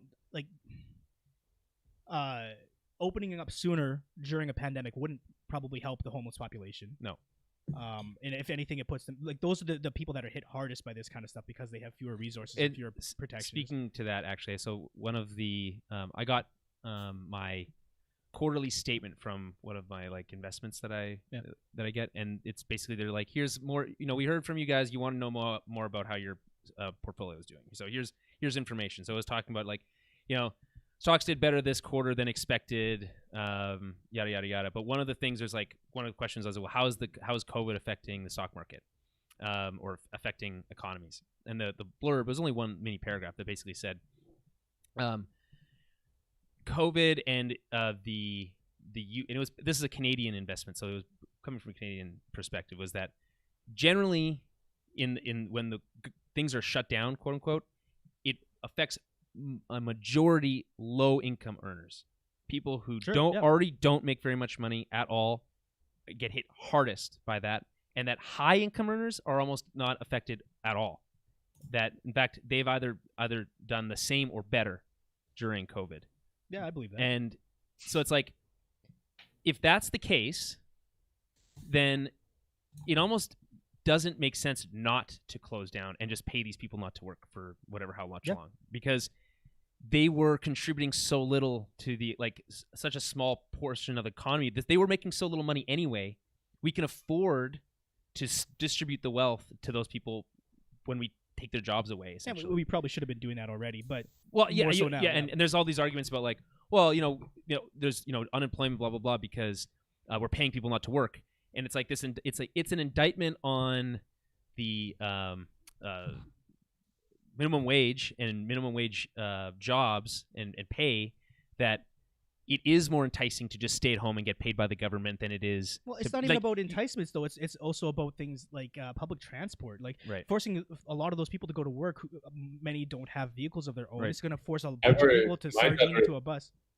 My job's already dealt with that. Like they had layoffs, and I think 3 people were fired because they didn't want to come back. Yeah. Because they were making close or comparable amount of money at home. Yeah, probably more money, and then we couldn't hire anybody because why go to work when you're getting paychecks? And then it's like, well, then pay people more. I guess it becomes the argument, right? Well, there's got to be a way to hire people. You're right, pay people more, because if there's demand, if there's people that still want drywall, that are still building houses and stuff, there's a way to make the labor part of it. Yeah, well, I think my industry, we're basically part of the global supply chain or whatever, because it encompasses building infrastructure and all that shit, and that just didn't stop. Like the transportation of all those products just never stopped. It wasn't. Yeah. If anything, it increased in a lot of places, right? Yeah, 100%. I think it's interesting that they're like the building continues kind of like undaunted, right? It's weird despite too, the fact that like these skyscrapers sit empty, and like all these the thinking about modern way office workers should operate from home and all this kind of stuff has really fundamentally been shifted. But like, nope, let's keep building big buildings for some reason, because it's just almost like they're just going through the motions. But the motions, the contracts, all that stuff, and it's also the people with all the money have already invested into that infrastructure. Right. Why would they stop if, like you said, they're not seeing damage from it? So there's a sunk cost involved there. A lot of people are assuming this is going to blow over in the near future, and there's no real reason to believe that at this point, but it may. So who knows? Yeah. What? They don't want to be behind like everybody else. They want to get ahead of the curve. Yeah. They have money to put that on loan, I guess, right now, or pay for it. I don't know. It's very difficult. I was talking to a guy in Australia the other day, New Zealand actually, at work the other day. Right? Basically. No, I mean they're the same region, but he was basically saying like, hey, yeah, we've done a really good job. I was like, you guys did a really good job of handling it. Everyone's using New Zealand as such a it is a little bit different because they are an island nation, so it's like it's a little bit easier to maintain your borders and all that kind of stuff. But he's basically saying, yeah, we've done a really good job, but now the conversation is every time there's a new outbreak, do we shut the whole country down? And that's like kind of the discourse there. It's like, yeah, we did a great job because we literally closed everything down. Yeah. But now it's like, if there's another 20 cases, do we shut everything down again? And where do you draw the line at that? It's like that's their conversation. Well, I mean, it's again, like I said earlier, it's short-term versus long-term thinking, right? If the reality is that in New Zealand they had some cases and they reacted quickly, shut everything down, then they had 0 cases for a while, that probably got them all back to work quicker. Right. But then it's like, okay, but they have a handful of other new cases from somewhere else, Australia probably, and then and okay, now do you do the same thing again? Like, is it realistic to go through this like very jarring shutdown, reopen situation over and over and over again? I don't think it. Probably not. Well, the alternative is to hope for the best and hope that those people don't infect others, right? So it's a toss-up, I guess, but err on this with anything COVID related.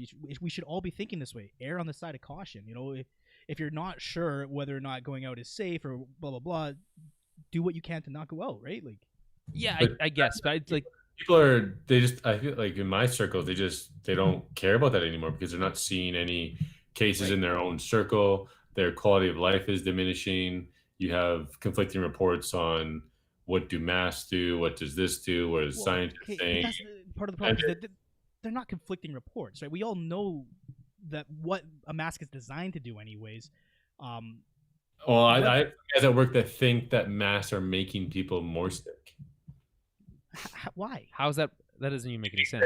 They're dirty and not clean, not sanitized. You breathe in less oxygen.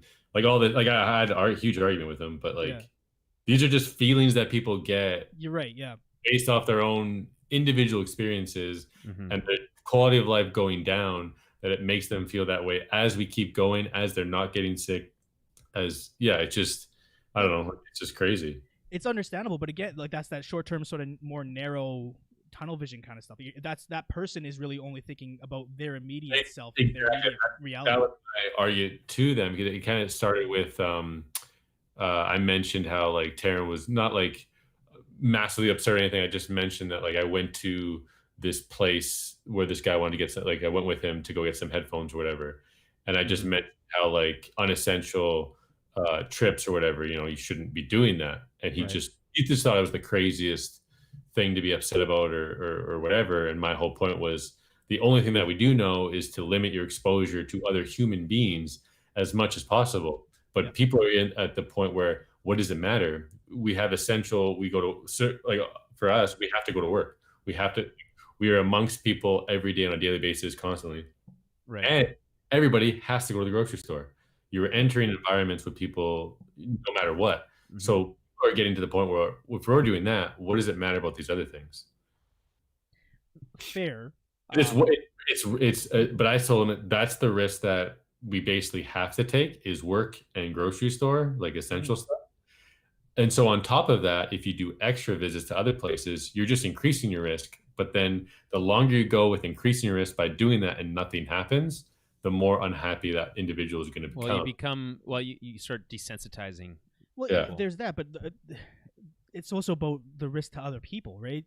So I know that's basically my point. I know you and I kind of will probably agree on this kind of stuff, but for like you are technically more exposed than either of us because you're working amongst the public all the time, right? So if anything, people that are working with you should be more reluctant to go to other places because you're already in a public sphere in one bubble.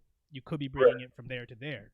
But they're used to that bubble. Like our everyday life hasn't necessarily changed. It's just our quality of life of being able to go party, going to visit, that is gone. And then the unknown quantity of how long that's going to exist while we still maintain the same basic everyday life of working still goes on, especially with no cases in our own, even though people enter a bubble at a constant rate. And then you say, well, all these other businesses or other non-essential places you go visit, take the proper precautions. People still don't think it makes a difference, right? If you clean this surface or clean that surface, or you stand in a line 6 feet apart, but you're traveling in the same line as all these people anyways, right? Yeah. And that's true. Like, there is no perfect science for this. None of us have all the answers because this is a new thing, right? We're just doing the best we can with the information we have. And the media, right? It's a field day, right?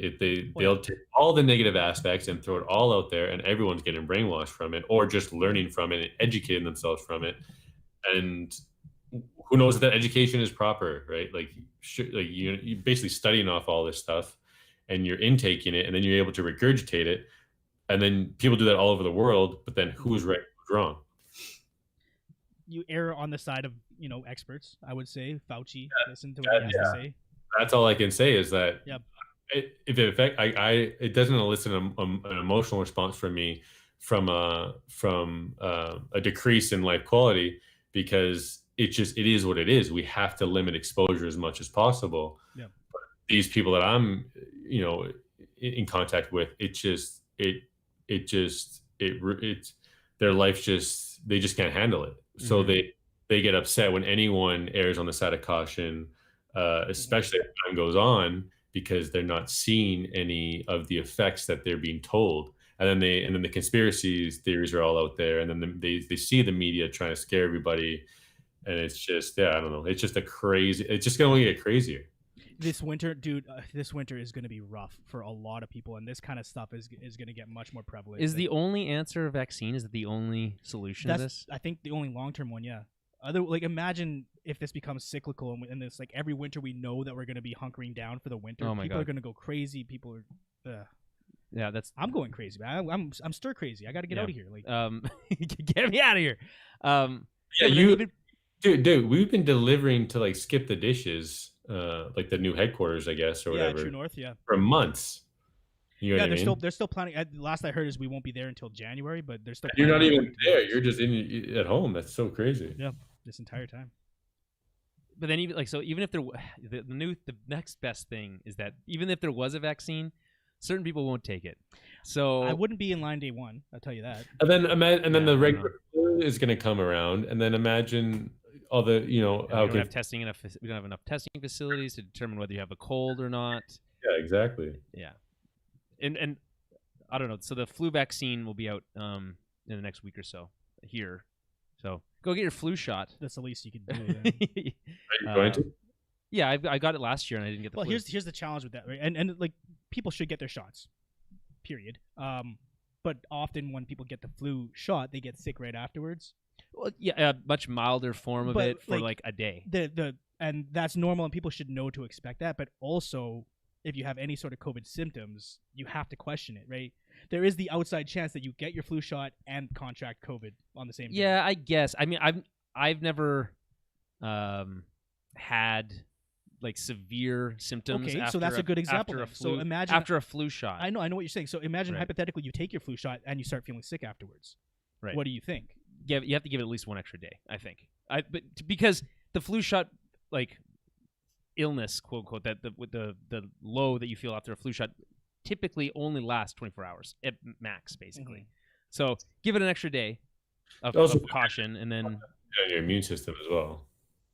Sorry? It does depend on your immune system. Yeah. And how drastic the feeling is, right? For you've been able to measure it over the years, and you've basically seen it's only been a day. Yeah. But who knows for other people? Well, that's kind of the average, is that it's typically, and some people don't feel anything at all, and that's pretty normal too. Myself, right? Asymptomatic, right? How many celebrities have we heard? The Rock, his entire family. He's not talking about that shit anymore at all, right? He's talking about his tequila on Instagram. Is he? Hanks and his wife, right? We all heard about that in the beginning. They're all good. Now we're hearing about the president of the United States 3 days later. It's fine. So, yeah, I mean, no one ever, like, this would be a very different story if this disease was much more dedeadly. Let's put it this way. Reports, though, is that it's way more deadly than the flu. 1% more deadly than the flu is way more deadly than the flu. Yeah, it's also, but it's a two-pronged thing, right? It's slightly more deadly, but it's much more infectious rather than the flu. I think so. It's about the same, I think, from an infectious rate. Really? I think so. No, there's something that sets it apart. Like, it spreads, COVID spreads, but it's not as deadly. It's one of the other. I can't remember which. No, so it's about equally as infectious as the flu, but slightly more deadly. So it's for certain groups of people. Yeah. Now, because the flu is deadly too. It can be, yeah. Yeah. It's just this COVID's slightly more deadly. The flu was like, what was it? It was between 24,000 and 62,000 lost their life. in a year. Yeah, give or take about that a year. Yeah, which is crazy, but like that's normal, right? That's we just think, we just accept that as everyday life. But we never really had to look into that. And then now, when you hear 200,000 deaths just in the United States for this new thing, it's just a whole battle. So like, it's only it's about twice as deadly as the flu in that with those numbers. Then so far, that's twice as deadly as the flu is still a big number, right? But compared to like Ebola is not, clearly not as severe, right? If again, this whole situation would be very different if this disease had like even a 10% mortality rate. People would, and that's what a lot of the pundits and experts are saying is like this is like a practice run, because imagine if this is Ebola, or imagine if it's something much more deadly, right? Then the reality is that the medical system wasn't prepared for this. No, it wouldn't be ready for it. But like, the medical system was never designed for peak. It's got like, for instance, this is really interesting. I was listening to this this virtual conference that I was on yesterday or the day before. Mostly in Spanish, but this one thing was in English from this guy in Canada who was talking about the electrical grid. The electrical grid, as it's designed today, essentially, minus a few more modernizations, is designed for peak usage. So like the coldest days in the summer and the coldest days in the winter and the hottest days in the summer, right? Yeah. When people are using their heat and air conditioning the absolute most. But the rest of the time, it just sits idle and wasted, right? So they're like saying, we need to figure out a way to be able to maximize efficiency especially in the power grid, because wasting energy is like, that's a huge loss, not just loss of money, but like just, again, effort and it affects the actual planet and all that stuff. So they're like, so they're thinking about that. But if you apply that same logic to the healthcare system, I don't think it scales in the same way. I don't think you can build a healthcare system to scale to match peak but it's not deadly disease. It shouldn't have to. It doesn't have to. But it's the healthcare system was designed with essentially the opposite in mind, right? It's maximizing efficiency. So they didn't have extra beds. They didn't have extra equipment, right? Mm-hmm. There was no surplus because you order what you need and nothing more. Right. So you need to. I think, and I don't think you need to really change hospitals per se, as you just no. It's about the economic model that needs to change, right?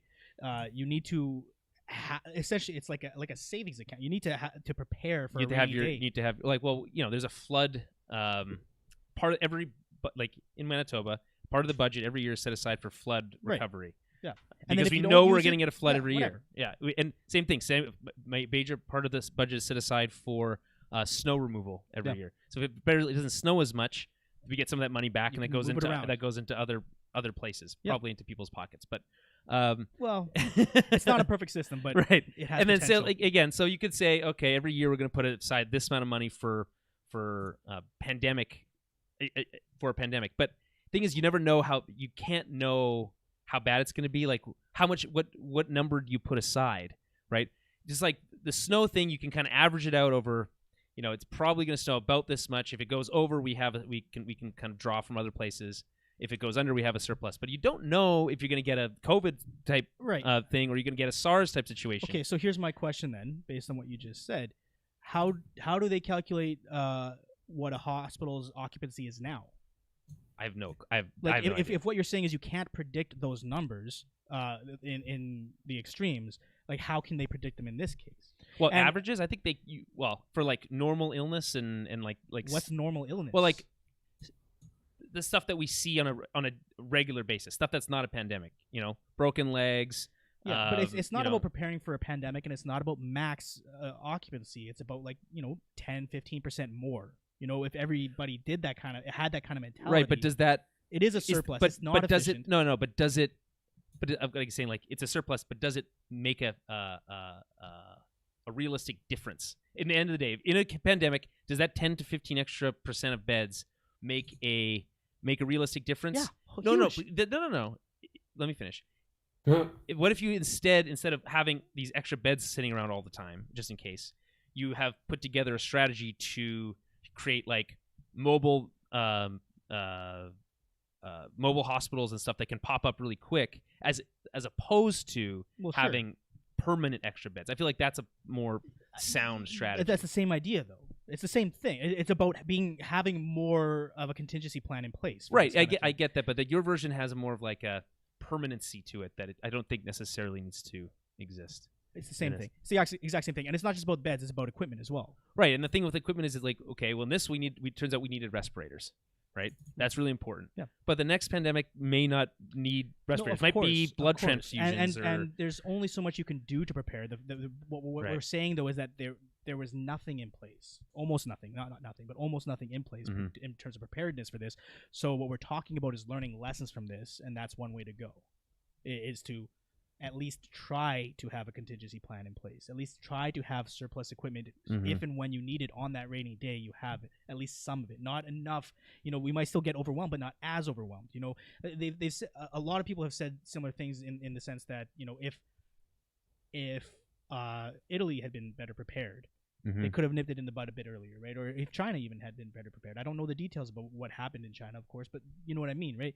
It's the same. If you took that philosophy that everybody had an extra 10 or 50% capacity, whether it's mobile or permanent, if enough people adopt that philosophy, that could have made a significant impact on what ended up happening here. Sure, on the mortality. And I know it's easy, hindsight's 2020, but what the reason we started talking about this is you mentioned, what if it's Ebola next time?